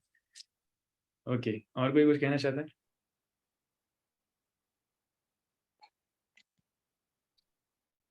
यस कपेश प्रभु। प्रभु जी एक प्रश्न था इस पे। Yes please. प्रभु जी, जैसे आपने कहा कि जीबीसी के जो रूल्स हैं या उनके जो आदेश हैं उनको एज इट इज फॉलो करना चाहिए, लेकिन कल जैसे अपन डिस्कस कर रहे थे कि जो नित्य सिद्ध होते हैं और कोई साधन सिद्ध भी होते हैं जो मतलब फॉलो करके उस पोजीशन तक पहुंच जाते हैं, लेकिन वो कुछ गलतियां कर सकते हैं। तो जैसे जीबीसी में जो मेंबर्स हैं, क्या उनको मतलब नित्य सिद्ध समझना चाहिए या उनको ऐसा समझना चाहिए कि वो कुछ गलतियां नहीं कर सकते हैं? गौरांगेर संगी गणे नित्य सिद्ध करी माने से जाए ब्रजेंद्र सुत पास। तो वैष्णव सॉन्ग में आता है, हमें क्या समझना चाहिए कि चैतन्य महाप्रभु के जितने संगी हैं, जितने भक्त लोग हैं, वो सब नित्य सिद्ध हैं। जो श्रद्धा पूर्वक ऐसा मान सकता है से जाए ब्रजेंद्र सुत पास, वो ब्रजेंद्र सुत मतलब भगवान कृष्ण के पास अवश्य जाएगा। ये हमारा कैलकुलेशन नहीं है कि वो नित्य सिद्ध हैं कि नहीं है, ये श्रील प्रभुपाद जी का कैलकुलेशन है। हम लोग छोटे से भक्त हैं, हम उन्हें नित्य सिद्ध मानकर सब कुछ स्वीकार करेंगे, पहली चीज। दूसरा, अगर हम उस परिस्थिति में आ भी जाते हैं, मान लीजिए कि हम उस बॉडी में हैं या फिर हम उनके डिसीजन से इफेक्ट हो रहे हैं, तब हमें क्या करना चाहिए। कुछ डिसीजंस, पहली चीज, ये एक व्यक्ति एक संस्था नहीं चला रहा है जिसके गलत डिसीजन से पूरी संस्था को नुकसान हो जाएगा। इट्स अ कलेक्टिव बॉडी, ये भक्तों का समूह है। जब भी समूह कार्य करता है तो गलती होने के चांसेस बहुत कम हो जाते हैं, क्योंकि एक व्यक्ति गलत हो सकता है, दो गलत हो सकता है, पूरा समूह गलत नहीं हो सकता, तो गलती होने के चांसेस बहुत कम हो जाते हैं। फिर भी कुछ चांसेस रहते हैं, तो कभी भी अगर उस प्रकार मिनिमम चांसेस में भी कोई गलती हो जाती है, तब भी हमें उन्हें फॉलो करना चाहिए, क्योंकि समय के साथ साथ वो गलती का सुधार भी अपने आप हो जाएगा। जैसे घर में माता पिता हैं, माता पिता अपने बच्चों की देखरेख के लिए सारे सही डिसीजन लेते हैं, लेकिन कभी कभी गलत डिसीजन भी ले लेते हैं। तो बच्चे को क्या माता पिता को छोड़ देना चाहिए? नहीं, कभी नहीं। हमेशा माता पिता के साथ रहना चाहिए। समय के साथ साथ उनके गलत डिसीजन भी सही हो जाए, कोई बात नहीं, लेकिन माता पिता के साथ रहेंगे तो परिवार एक साथ रहेगा। उसी प्रकार से न चाहते हुए अगर कभी कुछ डिसीजंस गलत हो गए, तब भी हमें अथॉरिटीज के साथ में रहना चाहिए। हम साथ में रहेंगे, समय के अंतराल के साथ साथ धीरे धीरे डिसीजंस अपने आप सही हो जाएंगे, लेकिन इस्कॉन की जो यूनिटी है वो बनी रहेगी। श्रील प्रभुपाद जी को वो सबसे ज्यादा प्रसन्न करेगा। आंसर्स? थैंक यू प्रभु। इस श्रेष्ठा माता जी। प्रभु जी, एक क्वेश्चन है, जैसे जो स्त्री गुरु होती हैं वो दीक्षा दे सकती हैं क्या? क्योंकि वो कहीं पे भी अभी तक मेंशन नहीं था कि, या कभी पढ़ा नहीं कि किसी गुरु दीक्षा दे सकती हैं स्त्री। तो वो एक बिग क्वेश्चन आता है कि अभी रिसेंटली शायद आजकल में ऐसा हुआ है कि दीक्षा दी गई है, तो वो कहाँ तक सही है, वो एक क्वेश्चन है। I was expecting this question. So ये स्वाभाविक है। और देखिए, it's a very debatable controversial issue. इसमें अथॉरिटीज में ही काफी मतभेद चल रहा है, कुछ लोग सपोर्ट में हैं, कुछ लोग नहीं हैं। प्रभुपाद के कुछ कोटेशंस हैं जो सपोर्ट में बात करते हैं, प्रभुपाद से कुछ कोटेशंस हैं जो अगेंस्ट में बात करते हैं। तो इसलिए मैं कोई जज नहीं हूँ जो मैं अपना डिसीजन सुना सकूं क्या सही है क्या गलत है। So let us wait. और जीबीसी ने अप्रूव किया है, नारायणी माता जी पहले दीक्षा गुरु बनी है जो विदेश में दीक्षा दे रही है, भारत में भी नहीं है, और अभी जन्माष्टमी पे उन्होंने पहले दीक्षा दी है। सो सही है गलत है ये तो समय बताएगा, लेकिन हमारा कर्तव्य है जो भी अथॉरिटी डिसाइड करें हमें उनको फॉलो करना है, क्योंकि प्रभुपाद जी ने हमें वो स्ट्रक्चर दिया है। और प्रभु जी, एक प्रश्न और है कि जैसे ऋत्विक्स बोलते हैं, मतलब वो डेविएटेड, हम उनको बोले कि वो डेविएट हैं संस्था से, तो वो ये बोलते हैं कि प्रचार करते टाइम पे कि जो आपने बुक्स दी हैं उसमें मिलावटें की हैं, कहीं ना कहीं उसमें चेंजेस किए हैं, भले फाउंडेशनल उसमें कुछ चेंजेस नहीं किए हों, बट यू हैव चेंज्ड जो प्रभुपाद ने लिखा था, तो उनकी जो बुक्स निकलती वो ओरिजिनल निकलती कि original Srila Prabhupada books and all. तो सर प्रभु जी उसके पीछे क्या है? या वेरी गुड क्वेश्चन। इस पे काफी बहस हुई है, काफी रिसर्च हुई है, और चेंजेस करने, actually it's not changes, it's about updates भी नहीं बोल सकते, उसको सुधार करने के लिए, क्योंकि प्रभुपाद जी ने खुद रहते रहते अपनी बुक्स में इंग्लिश को सुधार करने के लिए, सेंटेंस को प्रॉपरली फॉर्म करने के लिए, आपने अगर लीलामृत पढ़ी हो तो उस समय प्रभुपाद जी ने हयग्रीव प्रभु को ये टास्क दिया था। तो हयग्रीव प्रभुपाद जी की बुक्स को एडिट करते टू इम्प्रोवाइज इट, क्योंकि वो हयग्रीव प्रभु इंग्लिश के प्रोफेसर थे। प्रभुपाद जी जानते थे मेरी इंग्लिश ज्यादा अच्छी नहीं है, तो वो भाव वही रहे लेकिन साथ ही साथ उसकी इंग्लिश और सुधर जाए, इसलिए हयग्रीव प्रभु को टास्क दिया था। बाद में ये सेवा दी थी श्री श्रीमद जयद्वैत स्वामी महाराज को। तो इस बारे में काफी कुछ लोगों ने आरोप लगाया, लेकिन काफी रिसर्चेस हुई हैं, और रिसर्चों में कई कई जगह कुछ कुछ चीजें सामने आई थी जो उनको करेक्ट भी किया है, बाकी जगह देखा गया है कि वो इम्प्रोवाइजेशन के लिए ही था, उसमें भावार्थ चेंज नहीं हुआ है। प्रभुपाद जी जैसा बताना चाह रहे थे, ग्रामेटिकल चेंजेस हुए हैं उसमें, ग्रामेटिकल चेंजेस हैं, सेंटेंस फॉर्मेशन की चेंजेस हैं, वो सारी चीजें हैं। ओके, तो भावार्थ वही है, प्रभुपाद जी जैसा बताना चाह रहे थे वही वैसा ही। आप भी कभी कभी बुक्स देखेंगे तो आपको लगेगा नहीं है प्रभु जी 15 साल पहले जो बुक छपी थी इसमें सेंटेंस इस प्रकार लिखा है, लेकिन अभी जो बुक छपी इसमें सेंटेंस इस प्रकार है, तो ये improvisation. Okay, thank you. So 7 बज चुके हैं, 5 मिनट का ब्रेक लेते हैं, फिर हम आगे बढ़ते हैं पाठ में। ऐसे ओके, 7:05 में इकट्ठे होंगे। Thank you, Hare Krishna.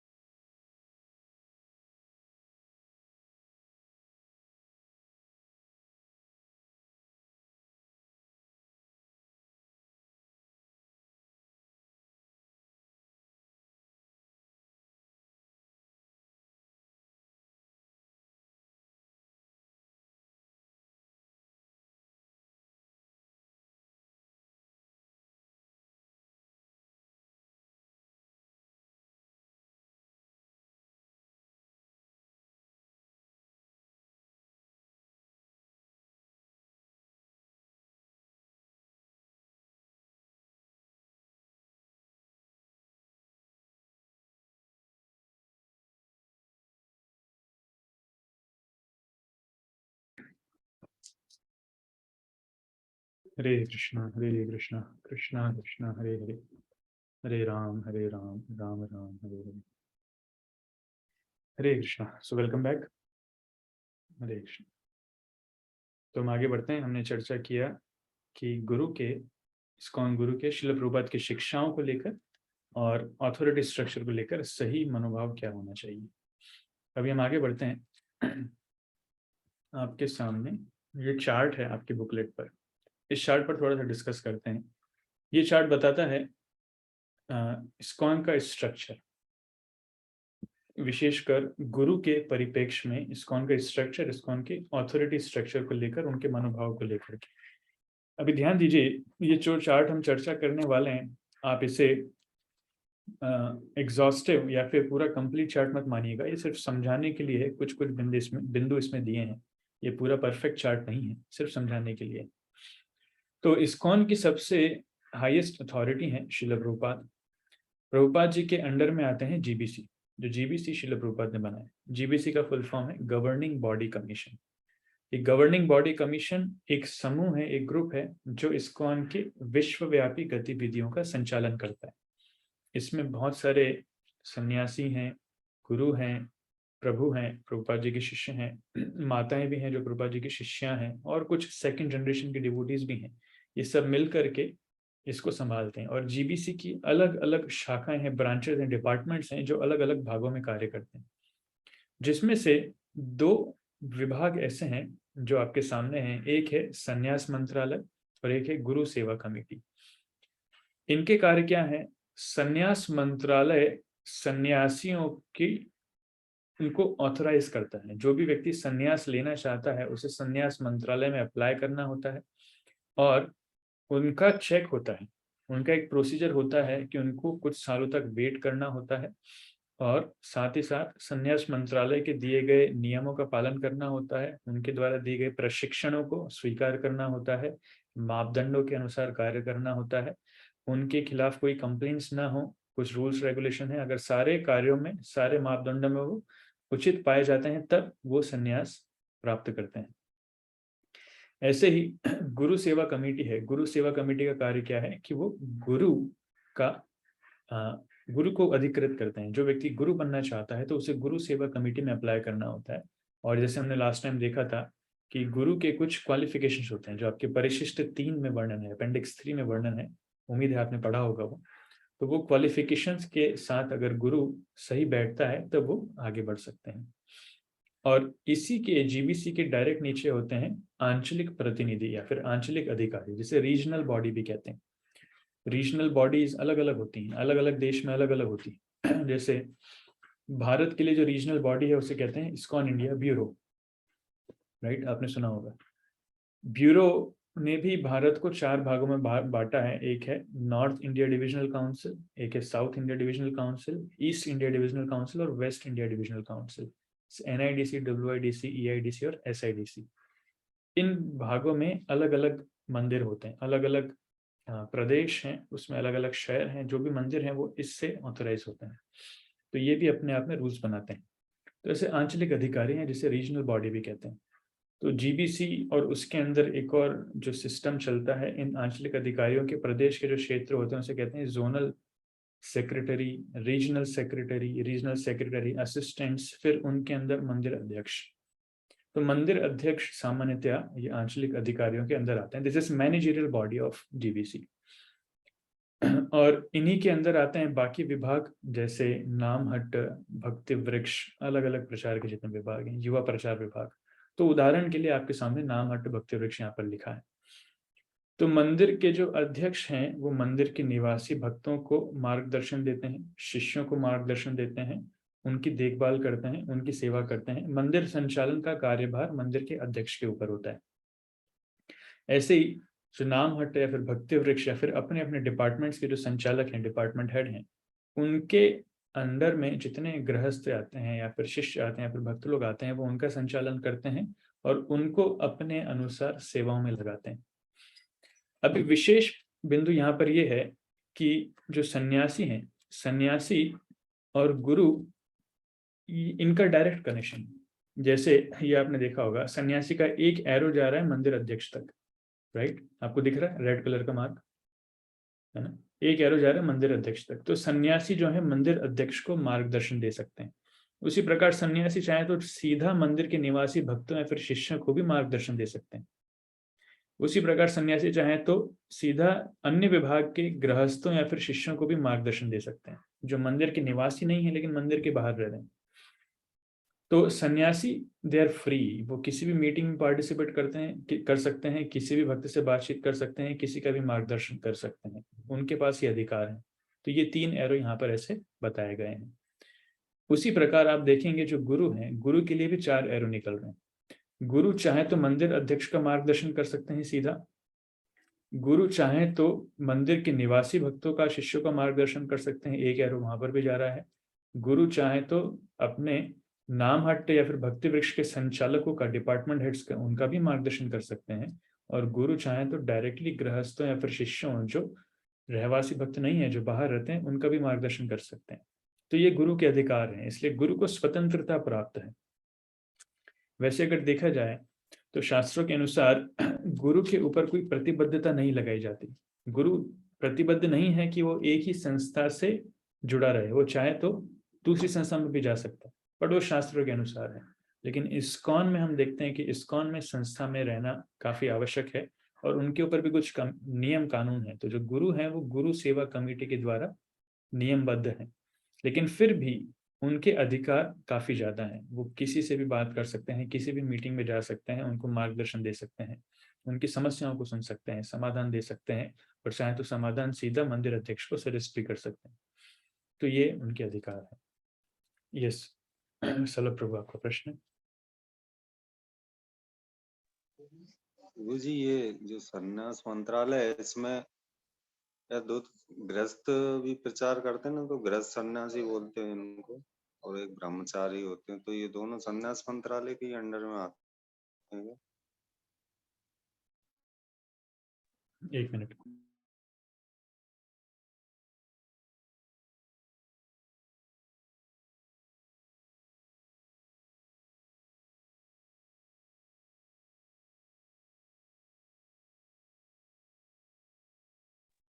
Hare Krishna. Yes, गृहस्थ सन्यासी नहीं होता, सन्यासी तो सन्यासी होता है, पर गुरु सन्यासी भी बन सकते हैं, गृहस्थ भी बन सकते हैं। गुरु के लिए वो परमिशन है, गृहस्थ लोग भी गुरु की पदवी ले सकते हैं, वो चलेगा। जैसे इस्कॉन में, इस्कॉन के पहले भी आपने देखा होगा, जैसे गुरु जो होते थे, मान लीजिए सांदीपनि मुनि गुरु थे कृष्ण के, तो सांदीपनि मुनि गृहस्थ थे, उनकी वाइफ भी थी। ऐसे जितने जितने गुरु हुए हैं मैक्सिमम गृहस्थ हुए हैं, सन्यासी गुरु काफी कम हुए हैं। उसी प्रकार से हम इस्कॉन में भी देखते हैं सन्यासी गुरु भी हैं और साथ में गृहस्थ गुरु भी हैं। जैसे वैशेषिक प्रभु, वो गृहस्थ हैं लेकिन गुरु हैं। महामन प्रभु जी, वो गृहस्थ हैं लेकिन गुरु हैं। और भूरीजन प्रभु जी, वो गृहस्थ हैं लेकिन गुरु हैं।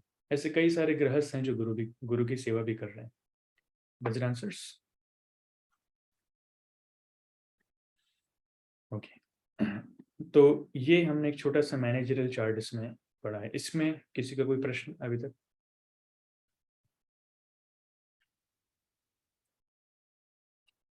श्रेष्ठा माता जी।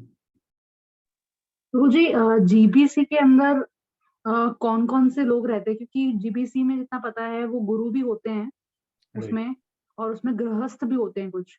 राइट। तो इनका चयन किस तरीके से किया जाता है और मतलब क्या प्रोसीजर है, वो थोड़ा समझना था। हाँ, इनका चयन जीबीसी ही करते हैं और इसमें बेसिकली देखा जाता है कि आध्यात्मिक मापदंडों को बनाए रखते हुए कौन व्यक्ति मैनेजरियली क्वालिफाइड, जो मैनेजरियली इंटेलेक्चुअली अपने इनपुट्स उसमें देख सकता है बौद्धिक रूप से या फिर संस्थागत रूप से, उसको इसमें चयन किया जाता है। मतलब अपने योगदान से संस्था को आगे बढ़ा सकता है। इसमें सिर्फ हमारी प्योरिटी नहीं देखी जाती, प्योरिटी के साथ साथ आपकी कैपेबिलिटी भी देखी जाती है कि आप मैनेजरियली, लीडरशिप वाइज, इंटेलेक्चुअल वाइज कितने आप कैपेबल हैं, ताकि संस्था के कार्यभार को, दायित्व को आप संभाल सकें, आगे बढ़ा सकें। तो जीबीसी बॉडी खुद अपने आप में ही चुनाव करके प्रोस्पेक्टिव कैंडिडेट्स को वो लोग सिलेक्ट करते हैं और उनको फिर उसमें इंक्लूड करते हैं। जैसे अभी की जनरेशन में आपने सुना होगा कौंतेय प्रभु, श्री श्रीमद जयपताका स्वामी महाराज जी के शिष्य हैं, वो काफी केपेबल हैं, वो जीबीसी की एक बॉडी में है। गौरांग प्रभु, वो जीबीसी की एक बॉडी में है, ऑर्गेनाइजेशन डेवलपमेंट कमेटी में। ऐसे बहुत सारे भक्त हैं जो जीबीसी के अलग अलग ब्रांचेस में कार्य कर रहे हैं और जो डायरेक्टली जीबीसी में भी भविष्य में एडमिट हो सकते हैं। जीबीसी की जो मेन बॉडी है वो अलग है और जीबीसी के अलग अलग मंत्रालय हैं, ब्रांचेस हैं, वो अलग अलग हैं। तो ओवरऑल सभी जीबीसी में ही आते हैं। Does it answers? हम लोग उनका चयन नहीं कर सकते, वो जीबीसी खुद चयन करते हैं हायर लेवल पर। ओके, अतुल प्रभु। हरे कृष्ण प्रभु जी। हरे ये नामहट संचालन का क्या कार्य है प्रभु जी? नामहट या भक्ति वृक्ष मतलब जो एक शहर में जहाँ पर मंदिर है वहां पर गृहस्थ प्रचार जो संभालता है उसे भक्ति वृक्ष कहते हैं। और नामहट जो उस शहर के आसपास जो गांव है, गांव गांव में जाकर प्रचार का एक केंद्र खोलना और वहां पर प्रचार करना, उसे नामहट कहते हैं। ठीक है, तो शहर और गांव का अंतर है। ओके, और कोई प्रश्न किसी का? ठीक है, हम आगे बढ़ते हैं।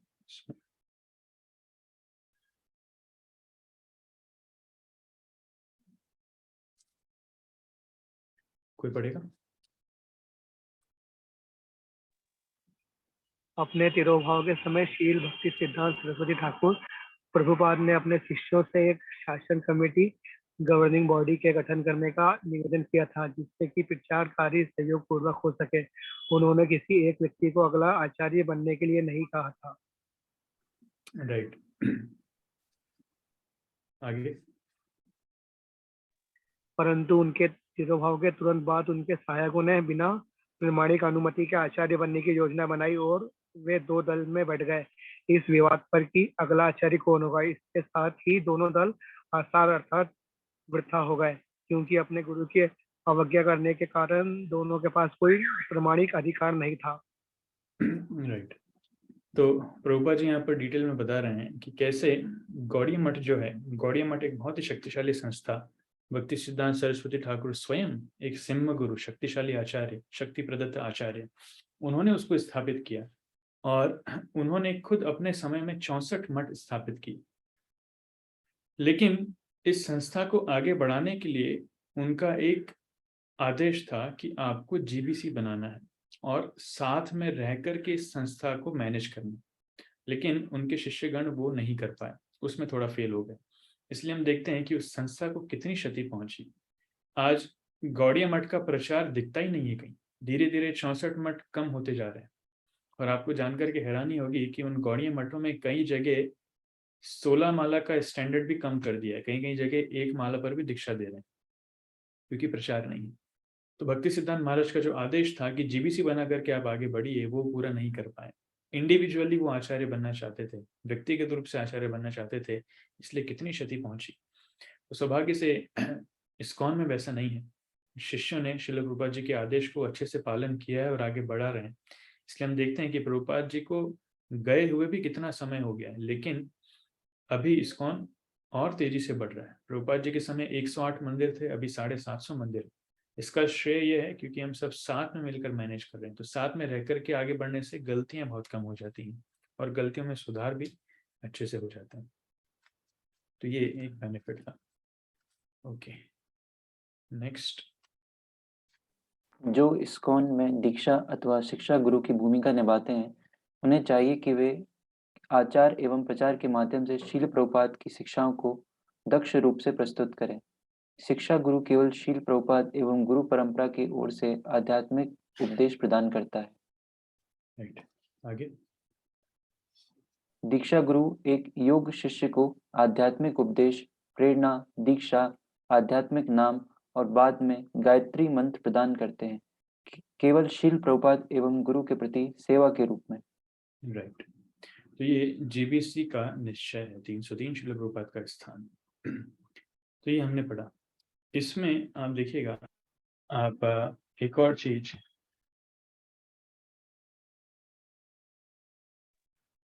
एक और आपको परिशिष्ट आपको पढ़ना होगा, अपेंडिक्स 7 परिशिष्ट 7 में हार्मोनाइजिंग इस्कॉन्स लाइन्स ऑफ अथॉरिटी, ऐसा करके जीबीसी का एक पेपर है। इसको हिंदी में कहते हैं इस्कॉन अधिकार पंक्तियों में स्थापित करना, व्यवहारिक जीबीसी नीति पत्र। तो इट्स कंपलसरी, ये आपके लिए होमवर्क में कंपलसरी है ये 5-6 पेज का पेपर है जो जीबीसी ने लिखा है। इसमें काफ़ी डिटेल में बात कही है कि इस्कॉन की लाइन्स ऑफ अथॉरिटी क्या हैं, उनको आपस में कैसे स्थापित करना है, कैसे हार्मोनाइज करना है। परिशिष्ट 7 पीछे 86, 85 या 90 पेज के आसपास होगा, उसमें आपको मिल जाएगा अपेंडिक्स 7। ये आपको पढ़ना है। इसको पढ़ने से आपको काफ़ी जानकारी मिलेगी, काफ़ी समझ में आएगा कि इस्कॉन की लाइन्स ऑफ अथॉरिटी कैसे कार्य करती हैं। It's very important. तो यह पढ़िएगा। हम आगे बढ़ते हैं। आगे आपके लिए एक एक्सरसाइज है जो एक नाटक है, लेकिन नाटक तो अभी नहीं हो पाएगा, फिर भी हम कुछ पार्ट इसका करेंगे। कुछ पार्ट ये है कि आपको करना ये है, अपने आप को 2 ग्रुप्स में बांटना है। वो मैं बांट दूंगा, ब्रेकआउट रूम्स करके हम अपने आप को 2 ग्रुप्स में बांट देंगे। एक ग्रुप को चर्चा करना है कि स्थानीय इस्कॉन अधिकारी के निर्देश अपने गुरु के उपदेशों से भिन्न हो, ऐसी स्थिति से निपटने का गलत तरीका क्या है। और दूसरे ग्रुप को चर्चा करना है कि जब इसका स्थानीय इस्कॉन अधिकारी के निर्देश अपने गुरु के उपदेशों से भिन्न हो, ऐसी स्थिति से निपटने का सही तरीका क्या है। Is it clear? जो भी स्थानीय इस्कॉन अधिकारी हैं वो आपको कुछ निर्देश देते हैं। मान लीजिए टेम्पल प्रेसिडेंट है, उसने आपको कुछ निर्देश दिया है, लेकिन वो निर्देश आपके गुरु के उपदेशों से अलग है ना, सेम नहीं है, तो आपके लिए थोड़ी कठिन परिस्थिति हो सकती है। तो उस परिस्थिति से निपटने का गलत तरीका क्या है, ये पहले ग्रुप को चर्चा करना है। और दूसरी परिस्थिति में उस परिस्थिति से निपटने का सही तरीका क्या है, ये दूसरे ग्रुप को चर्चा करना है। Is it clear? तो हम ब्रेकआउट रूम्स इसमें लगाते हैं। 2 रूम्स हैं, आपको उसमें ज्वाइन करना है और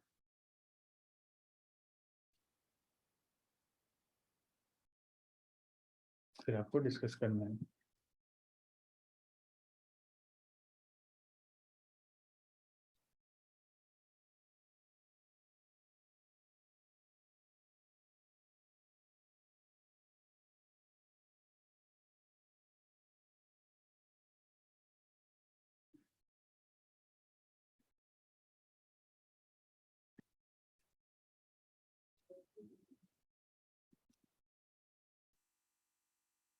आप भी ज्वाइन कर सकते हैं, प्रीति माता जी और अतुल प्रभु, कोई भी एक रूम ज्वाइन कर लीजिए।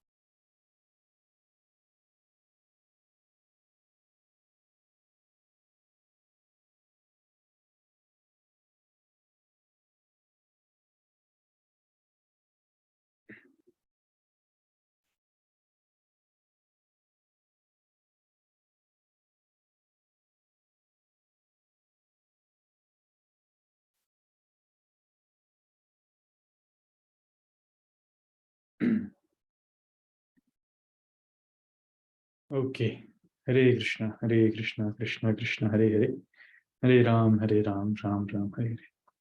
उम्मीद है आपको छोटी सी एक्सरसाइज पसंद आई होगी। तो पहले ग्रुप के जितने मेंबर्स हैं वो वर्चुअली अपने हाथ उठा दें। पहले ग्रुप के जितने मेंबर्स हैं वो वर्चुअली अपने हाथ उठा दें। Okay, good. और भी होने चाहिए कुछ, 3 हाथ और होने चाहिए आई थिंक। ग्रुप नंबर 1 जिन्होंने चर्चा किया था गलत तरीका क्या है, उस समस्या से निपटने का गलत तरीका क्या है, वो अपने हाथ उठा दें। ओके, तो आप लोगों में से कौन शेयर करना चाहता है कि, हाँ आप लोग प्रस्तुत कीजिए, इट्स योर टाइम, 2 मिनट आपके पास है। कैसे आप निपटेंगे अगर आपके स्थानीय अधिकारी गुरु से अलग आदेश देते हैं तो? हाथ ऊंचे रखिए, कोई दिक्कत नहीं।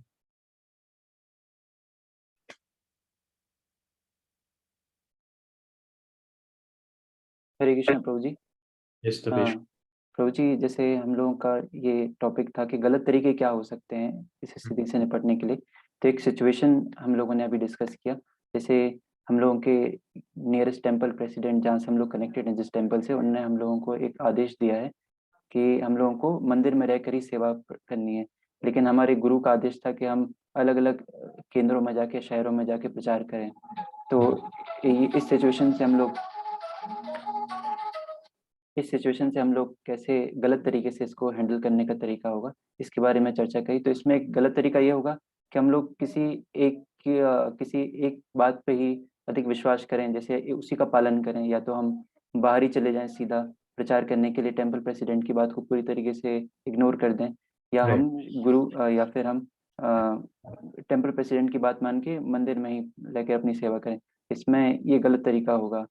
और एक गलत तरीका ये होगा कि हम इसके बारे में चर्चा ना करें अपने गुरु से या अपने मंदिर अध्यक्ष से। एक गलत तरीका ये होगा। या फिर अपने मन से कोई संशोधित आदेश खुद से ही बना लें कि हमें कुछ समय ये करना चाहिए या कुछ समय वो करना चाहिए। तो इसमें गलत तरीके ये होंगे कि अपन खुद से ही इसमें निर्णय लें।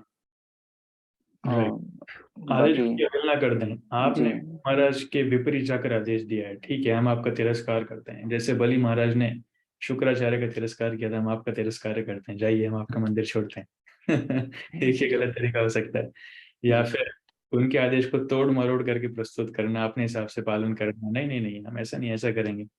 लोगों को भड़काना नीचे, वो भी एक गलत तरीका हो सकता है कि ये प्रेसिडेंट का पतन हो चुका है, ये गुरु के आदेश का पालन नहीं कर रहा है, अलग आदेश दे रहा है, इसको छोड़ना चाहिए, नीचे ग्रुप बनाना, उसके खिलाफ आंदोलन करना, बहुत सारी।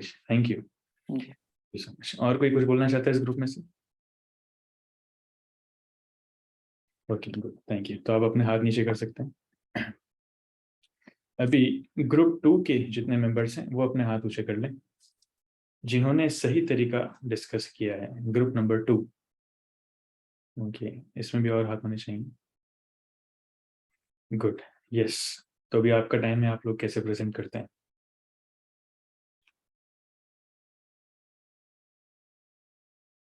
कौन प्रेजेंट करेगा?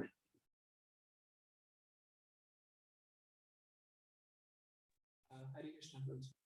यस प्रभु जी, हम एक डिस्कशन कर सकते हैं म्यूचुअली आपस में विद प्रेसिडेंट, और हम खुद जिनको इंस्ट्रक्शंस मिला है और जिनके साथ कॉन्फ्लिक्ट है गुरु के साथ, तो हम राइट कंक्लूजन में पहुंच सकते हैं।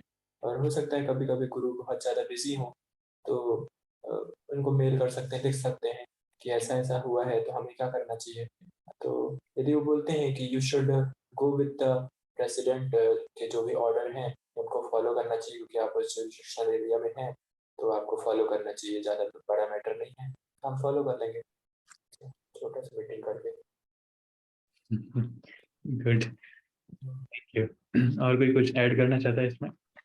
Yes Yes, ma'am. प्रभु जी, हम यहाँ पे जो हमारे शिक्षा गुरु हैं, जो गुरु भाई हैं, उनके साथ में कुछ कम्युनिकेट करके कंसल्ट करते हुए एक सही हल निकाल सकते हैं, या फिर शास्त्रों के बेसिस पे हम सही हल निकाल सकते हैं। जैसे प्रभुपाद के काफी कोट्स हैं, रेफरेंसेस हैं, कहीं बहुत ज्यादा डिफिकल्टी आती है तो उनको रेफर करते हुए, या फिर कहीं हमारे शास्त्रों को रेफर करते हुए हम वहां पे हल निकाल सकते हैं। ये एक सही तरीका माना जाता है।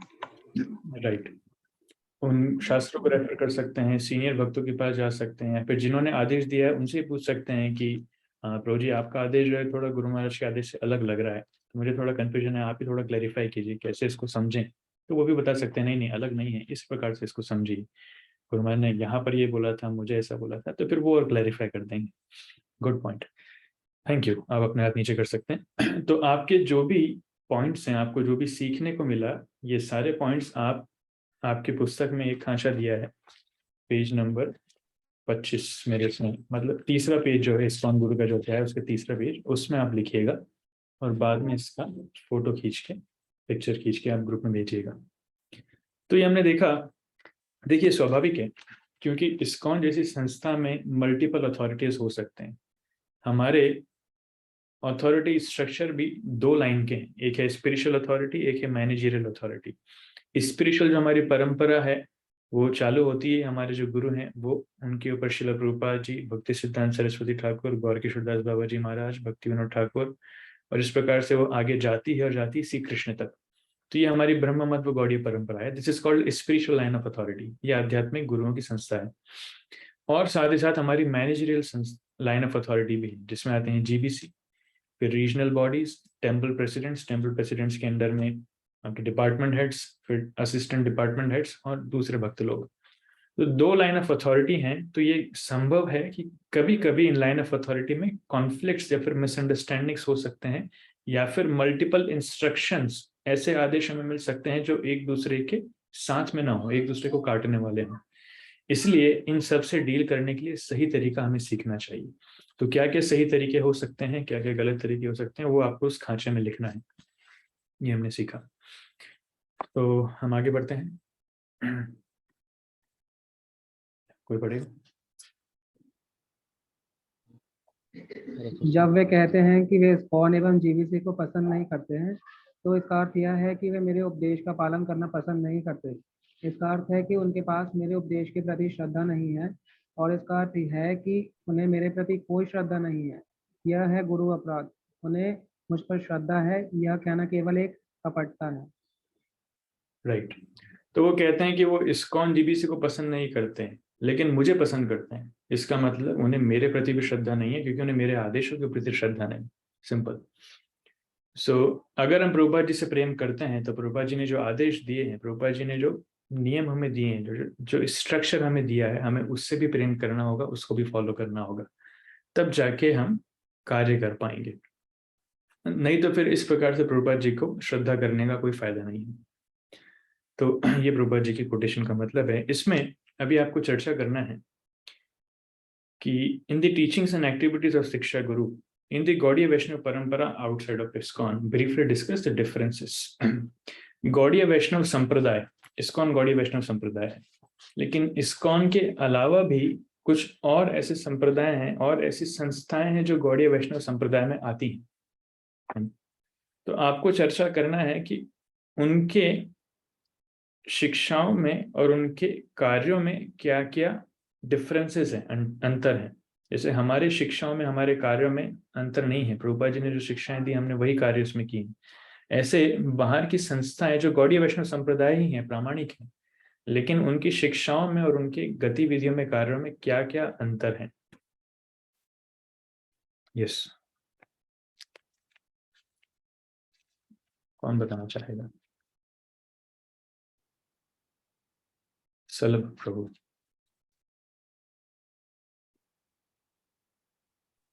जी, एक डिफरेंस तो ये है कि वहां पर जैसे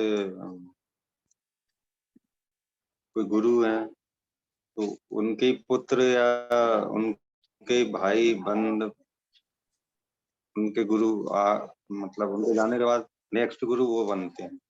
जबकि इस्कॉन में ऐसा नहीं, इस्कॉन में जो रूल फॉलो करते हैं, जो एलिजिबल होते हैं, उनको मनाया जाता है। राइट, ये कोई वंश की परंपरा नहीं है कि मेरा पुत्र है तो वही गुरु बनेगा, फिर उनका पुत्र ही गुरु बनेगा। नहीं, जो व्यक्ति योग्य है वो गुरु बन सकता है। इसमें प्रभुपाद जी एक बहुत सुंदर उदाहरण देते हैं, कोई बता सकता है?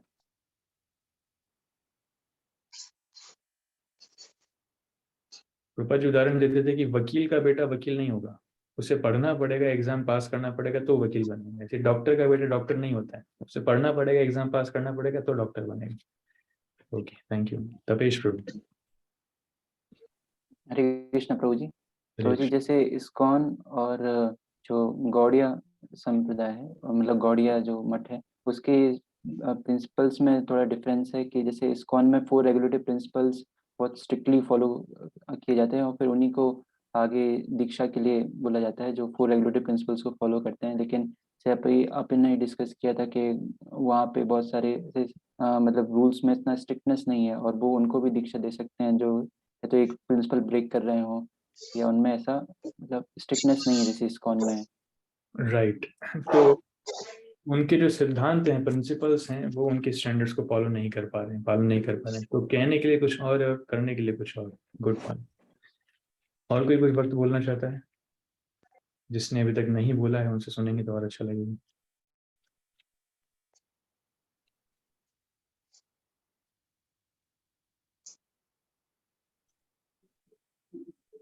ओके, चलो प्रभु। प्रभु जी, मेरा खुद का एक अनुभव। हाँ जी, बिना नाम लिए बताइए। इस्कॉन में जो डिवोटीज होते हैं ना, उनसे आप इजीली कम्युनिकेशन कर सकते हैं और इजीली अवेलेबल होते हैं। अन्य संप्रदाय में ये नहीं। और इसमें इस्कॉन में अपने से कोई मिस्टेक हो जाती है, कुछ हो जाती है तो मतलब एक बोलना चाहिए कि सॉफ्टली इसको समझाते हैं और अन्य जगह तो बाहर ही कर देते हैं, निकाल देते हैं। राइट, अन्य जगह आपको गुरु के साथ बैठ के चाय पीना है तो 5,000 रुपये देना होंगे, गुरु को घर पे बुलाना है तो 5 लाख रुपए देना होंगे। लेकिन इस्कॉन में ऐसा नहीं है। गुड, यस, श्रेष्ठ माता जी। प्रभु जी, जैसे भक्ति सिद्धांत महाराज का जब डिसअपीयरेंस हुआ था उसके बाद में 2 मठ स्थापित हो गए थे दोनों, और वो रेस में लग गए थे कि अब नेक्स्ट आचार्य कौन होंगे। तो श्रील प्रभुपाद ने उस चीज का खंडन किया था और प्रभुपाद ने बोला था कि ये चीज ऐसे नहीं, हमारे भक्ति सिद्धांत महाराज इस तरीके से नहीं चाहते थे कि खंडन हो। वो प्रीचिंग तौर पे ज्यादा से ज्यादा प्रचार हो भगवान का और भगवान की शिक्षाओं का, चैतन्य महाप्रभु की शिक्षाओं का। तो एक ये भी देखने को मिलता है कि बाकी हमारे इस्कॉन में प्रभुपाद ने मेन जो स्थापित किया है वो चैतन्य महाप्रभु के एज इट इज शिक्षाओं को लेके किया है। बाकी गौड़े वैष्णव उस चीज को प्रॉपरली फॉलो नहीं करते। राइट, चैतन्य महाप्रभु की शिक्षाओं को यथावत एज इट इज फॉलो करते। और प्रभु जी, एक क्वेश्चन और है कि जैसे नाम नहीं लूंगी पर इस्कॉन में भी कुछ ऐसे हैं भक्त जो सीनियर भक्त हैं पर वो हरिनाम को एज अ प्रोफेशन यूज करते हैं। माला को भी करवाने के लिए वो लोग फीस चार्ज करते हैं और कीर्तन करने के लिए भी वो लोग जो चार्ज करते हैं स्पेशल। तो वो चीज वो तो जीबीसी को कहीं ना कहीं पता होती है, फिर भी उसके लिए कोई एक्शन या फिर कुछ चीज नियम क्यों नहीं बनाए गए हैं? मतलब ऐसा क्वेश्चन है माइंड में। अगर कोई फीस बेसिस पे चार्ज कर रहा है तो वो सही नहीं है, वो गलत है। अभी एक्शन नहीं है लेकिन भविष्य में हो जाएगा, आप चिंता मत कीजिए, वो अपने आप सही हो जाएगा। हाँ, डोनेशन अगर कोई देता है अपनी स्वेच्छा से वो बात अलग है, लेकिन आगे रह करके हम फीस कोट नहीं कर सकते कि आपके घर पे आने के लिए हमारी ये फीस है, माला करवाने के लिए ये फीस है। नो, फीस वाला इंस्ट्रक्शन नहीं। एक्चुअली अपराध है, धाम अपराध में आता है कि कथा सुनाने के लिए कोई फीस बेसिस पर अगर करता है तो वो अपराध है। भागवत सुनाने के लिए कोई फीस बेसिस पर करता है, पैसा कमाने या फिर भागवत के नाम पर कोई पैसा कमाता है तो वो भी अपराध है। ऐसा करके धाम अपराध में वर्णन आता है, तो ऐसा नहीं करना चाहिए। तो कोई कर रहा है तो डोंट वरी, वो नजर में है, अपने आप को संशोधन हो जाएगा। ओके, सो ये हमने एक एक्सरसाइज देखी। अब इसी से रिलेटेड दूसरा क्वेश्चन ये आता है, तो इस्कॉन में शिक्षा और दीक्षा लेने के फायदे क्या हैं? ये काफी सरल प्रश्न है और ये प्रश्न आपको आपकी किताब में भी लिखना है, जो चौथा वाला खांचा दिया गया है उसमें। इस्कॉन में शिक्षा और दीक्षा लेने के क्या क्या लाभ हैं, अभी बता सकते हैं? यस शीर्ष प्रभु। तो इस्कॉन में शिक्षा लेने का लाभ ये है कि यहाँ पे जो शिक्षा मिलती है वो ऑथेंटिक है और रियल है, एज इट इज है। बाहर लोग अपना मिला करके और उसको प्रेजेंट करते हैं। राइट, जो शिक्षा मिल रही है वो ऑथेंटिक है, प्रामाणिक है और वास्तविक है। गुड। बाहर अपने मन से लोग बताते हैं। गुड पॉइंट है। सलभ प्रभु। वो जी सभी जगह इस्कॉन में शिक्षा और दीक्षा की एक रूपता है, सिमिलरिटी है, कहीं डिफरेंस नहीं है। कोई भी एक भी पॉइंट अलग नहीं बताता, सब एक ही चीज बताते हैं कि ऐसे आपको दीक्षा दी जाएगी, ये करना पड़े। Very good. एक स्टैंडर्ड है, हर जगह आपको समान शिक्षाएं मिलेंगी। Good point. Tapesh Prabhu. Hare Krishna Prabhu ji. Prabhu ji, ISKCON से दीक्षा लेने का यह लाभ है कि हम एक ऑथेंटिक एक गुरु परंपरा से कनेक्ट हो जाते हैं, राइट, जो सीधे श्री कृष्ण से स्टार्ट हुई थी। प्रामाणिक गुरु परंपरा से हमारा संपर्क हो जाता है। हेमलता माता जी। प्रभु जी, हमें इस्कॉन के माध्यम से दीक्षा लेने से हमारा जो है परंपरा के माध्यम से हमारी दीक्षा होती है, जो कृष्ण के माध्यम से चली आ रही है। Very good. हम इस बारे में एकदम आश्वस्त हो सकते हैं कि हम श्री कृष्ण तक जुड़ चुके हैं परंपरा के माध्यम से। जी प्रभु जी। जी नीलेश प्रभु। हरे कृष्ण। इसमें प्रभु जी, जो भी हमें उपदेश प्राप्त होते हैं, जो भी उपदेश गुरु द्वारा दिए जाते हैं, वो शास्त्रों पर आधारित होते हैं। वो मनमाने ढंग से अपने तरफ से नहीं बताते हैं, वो पूरा शास्त्रों के आधार पे ही उदाहरण लेकर के बताते हैं। राइट, शास्त्रों के आधार पर होता है, मन माफी कुछ नहीं। गुड। श्रेष्ठा माता जी। प्रभु जी, जैसे हम लोग डेली बेसिस पे अपने गुरु से जुड़े रहते हैं, मतलब ऐसा नहीं है कि साल में सिर्फ एक ही बार ही हम उनको देख रहे हैं या फिर उनसे कम्युनिकेट कर पा रहे हैं या सिर्फ एक ही बार उनको पूज रहे हैं। श्रील प्रभुपाद ने हमको हर दिन गुरु पूजा दी है, उनके साथ जुड़ने का एक माध्यम दिया है। जैसे लोकनाथ स्वामी महाराज डेली सुबह सेशंस लेते हैं, चैंटिंग सेशन और जब टॉक रहता है, बाकी सारी चीजों में डेली कनेक्शन है हमारे गुरु के साथ स्थापित है। तो डेली जब कनेक्शन बना रहेगा तो उनसे सीखने को भी बहुत कुछ मिलेगा और हम उनको सेवा भी दे पाएंगे डेली जो उनसे कनेक्शन है। राइट, तो डेली कनेक्शन। बाहर के संप्रदाय में ऐसा नहीं होता। गुरु महाराज के दर्शन सिर्फ गुरु पूर्णिमा के दिन होते हैं। आप जाइए, चरण छू करके आइए, डोनेशन दे करके आइए। बाकी समय गुरु कहाँ है, शिष्य कहाँ है, किसी को पता नहीं।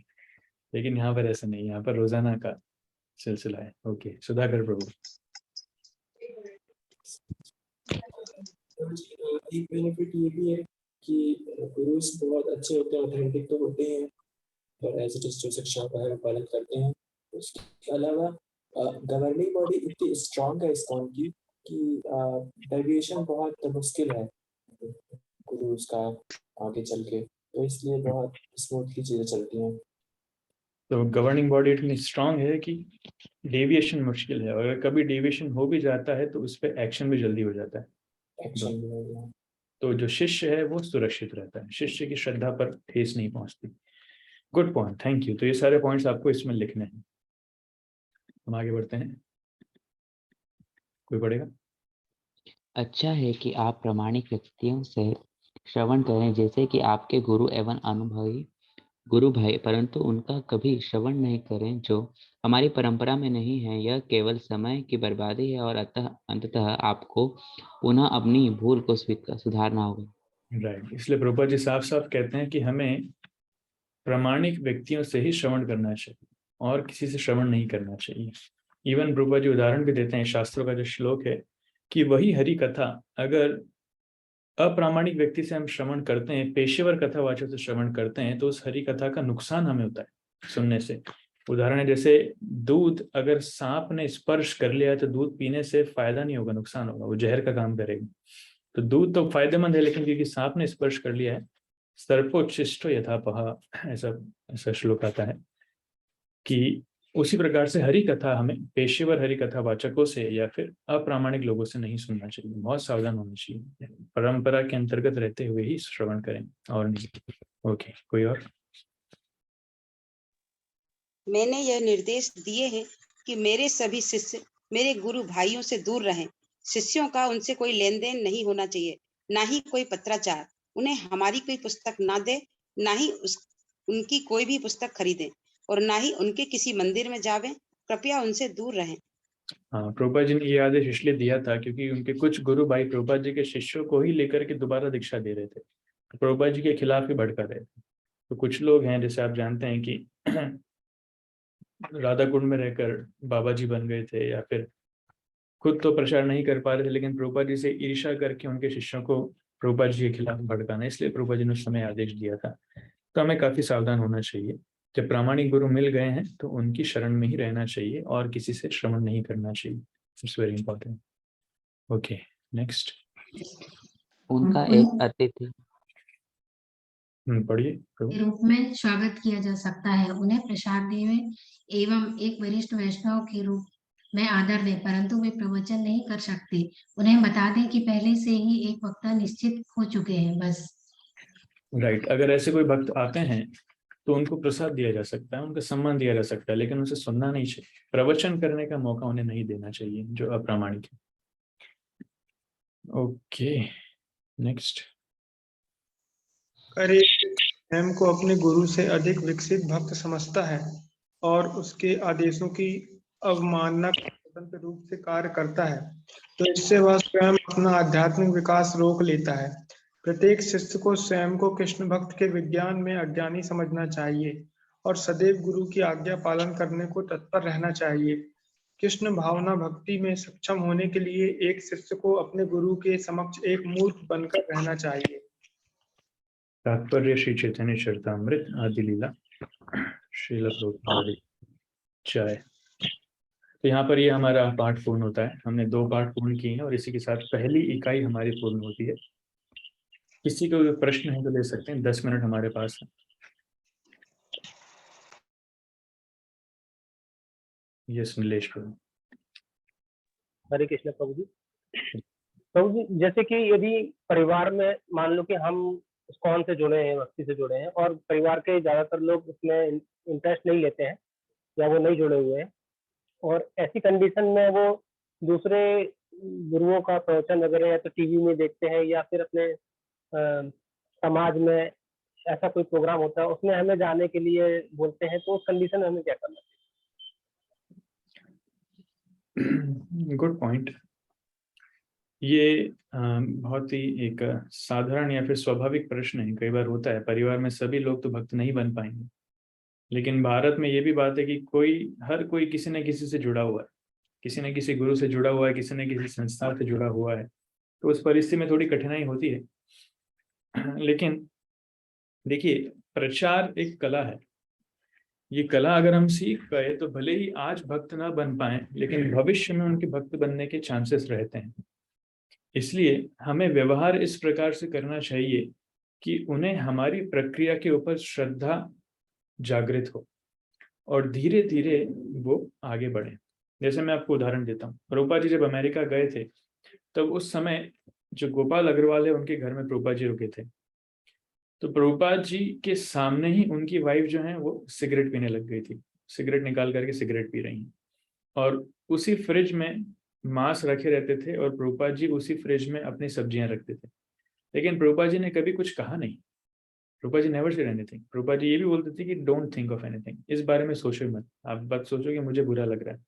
लेकिन धीरे धीरे उनको खुद ही समझ में आने लगा कि ये सन्यासी हैं, इनके सामने हमें ऐसा नहीं करना चाहिए। तो धीरे धीरे वो खुद ही बंद कर देगा, सिगरेट पीना भी बंद कर दिया, मांस खाना भी बंद कर दिया। फिर प्रभुपाद जी जैसा बताते वैसा फॉलो करने लगे। ऐसे ही प्रभुपाद जी जब न्यूयॉर्क में गए, उन्होंने संस्था बनाई, तो स्टार्टिंग के दिनों में प्रभुपाद जी अकेले, अभी हम लेक्चर सुन रहे थे, प्रभुपाद जी खुद ही बता रहे थे, प्रभुपाद जी अकेले भक्तों के लिए प्रसाद बनाते थे। 30 भक्त, 40 भक्त, कई बार तो 200 भक्त भी हुए थे, प्रभुपाद जी अकेले प्रसाद बनाते सर्व करते थे। तो कोई उनकी सहायता करने के लिए नहीं आता था। तो कई समय बाद एक माता जी उनकी सहायता करने के लिए आई, यंग लड़की, बोले कि स्वामी जी मैं आपकी सहायता कर सकती हूँ क्या? बोले हाँ क्यों नहीं, बिल्कुल। तो आ गई तो बोले कि कैसे सहायता करना है? तो प्रभुपाद जी ने कहा कि आटा है, इस आटे को आप लगाइए। तो सिखा दिया कैसे लगाना है। तो लगा रही थी, लगाते लगाते वो थक गई और उनकी इच्छा हुई कि सिगरेट पीना चाहिए। तो वहीं पे किचन में सिगरेट निकाल करके सिगरेट पीने लगी। और फिर सिगरेट पीने के बाद दोबारा हाथ लगाने वाली थी, तो प्रभुपाद ने कहा एक काम करो, अपने हाथ धो लो बस। तो सिर्फ हाथ धोने के लिए बोला, सिगरेट पीने से मना नहीं किया उनको। तो बाद में जब धीरे धीरे ऐसा हुआ तो प्रभुपाद जी का महत्व उन्हें समझ में आने लगा, तो उन्हीं भक्तों ने अपना पूरा जीवन प्रभुपाद जी के लिए दे दिया। वही 26 सेकंड एवेन्यू में छोटी सी दुकान में प्रभुपाद जी ने जहाँ स्टोर फ्रंट खोला था, मंदिर खोला था पहला, उसमें ये हिप्पीज लोग भी आकर के रहते थे। तो वॉशरूम जाने के लिए प्रभुपाद को भी लाइन में लगना पड़ता था, प्रभुपाद भी लाइन में लगते थे। वो हिप्पीज कुछ आगे होते थे, वो जाने नहीं देते थे प्रभुपाद को आगे।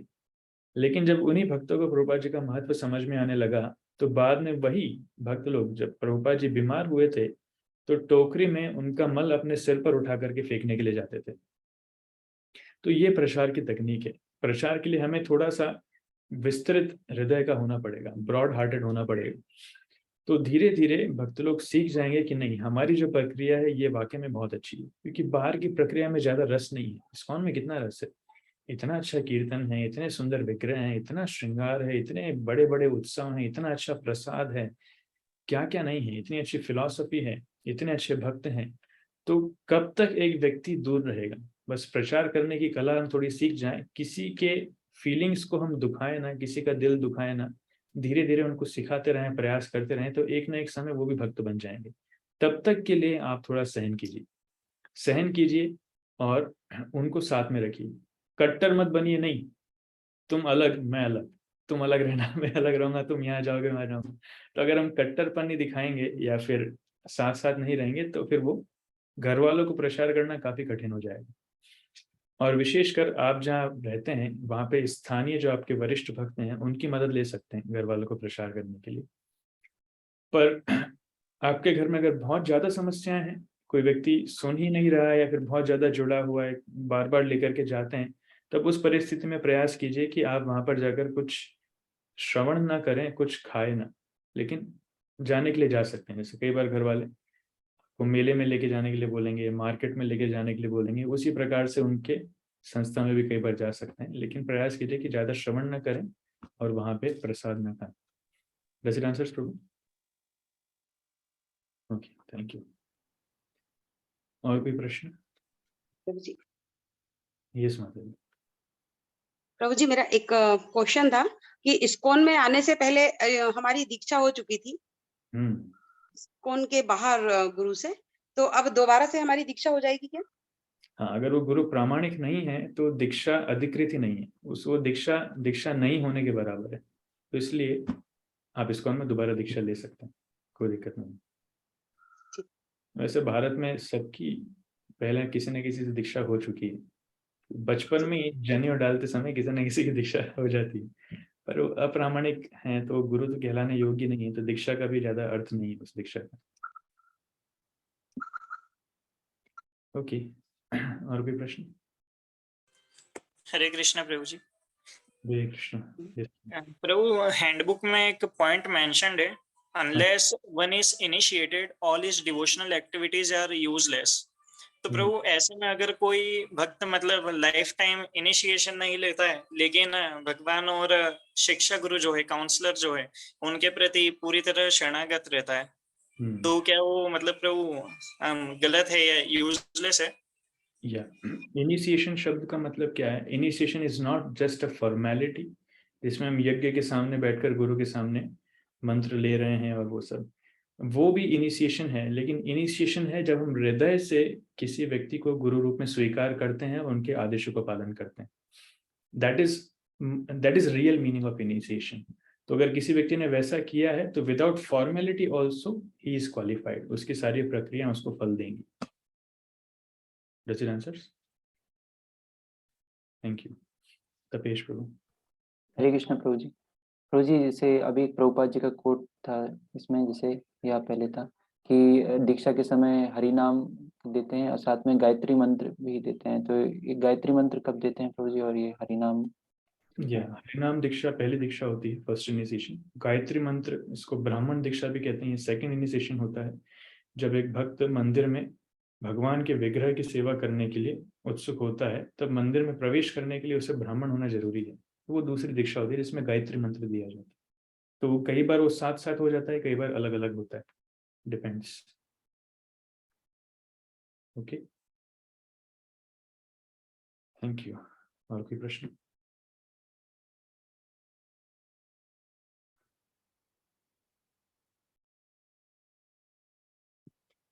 Okay, thank you so much. So will stop here. आज 2 मिनट पहले छोड़ रहा हूँ।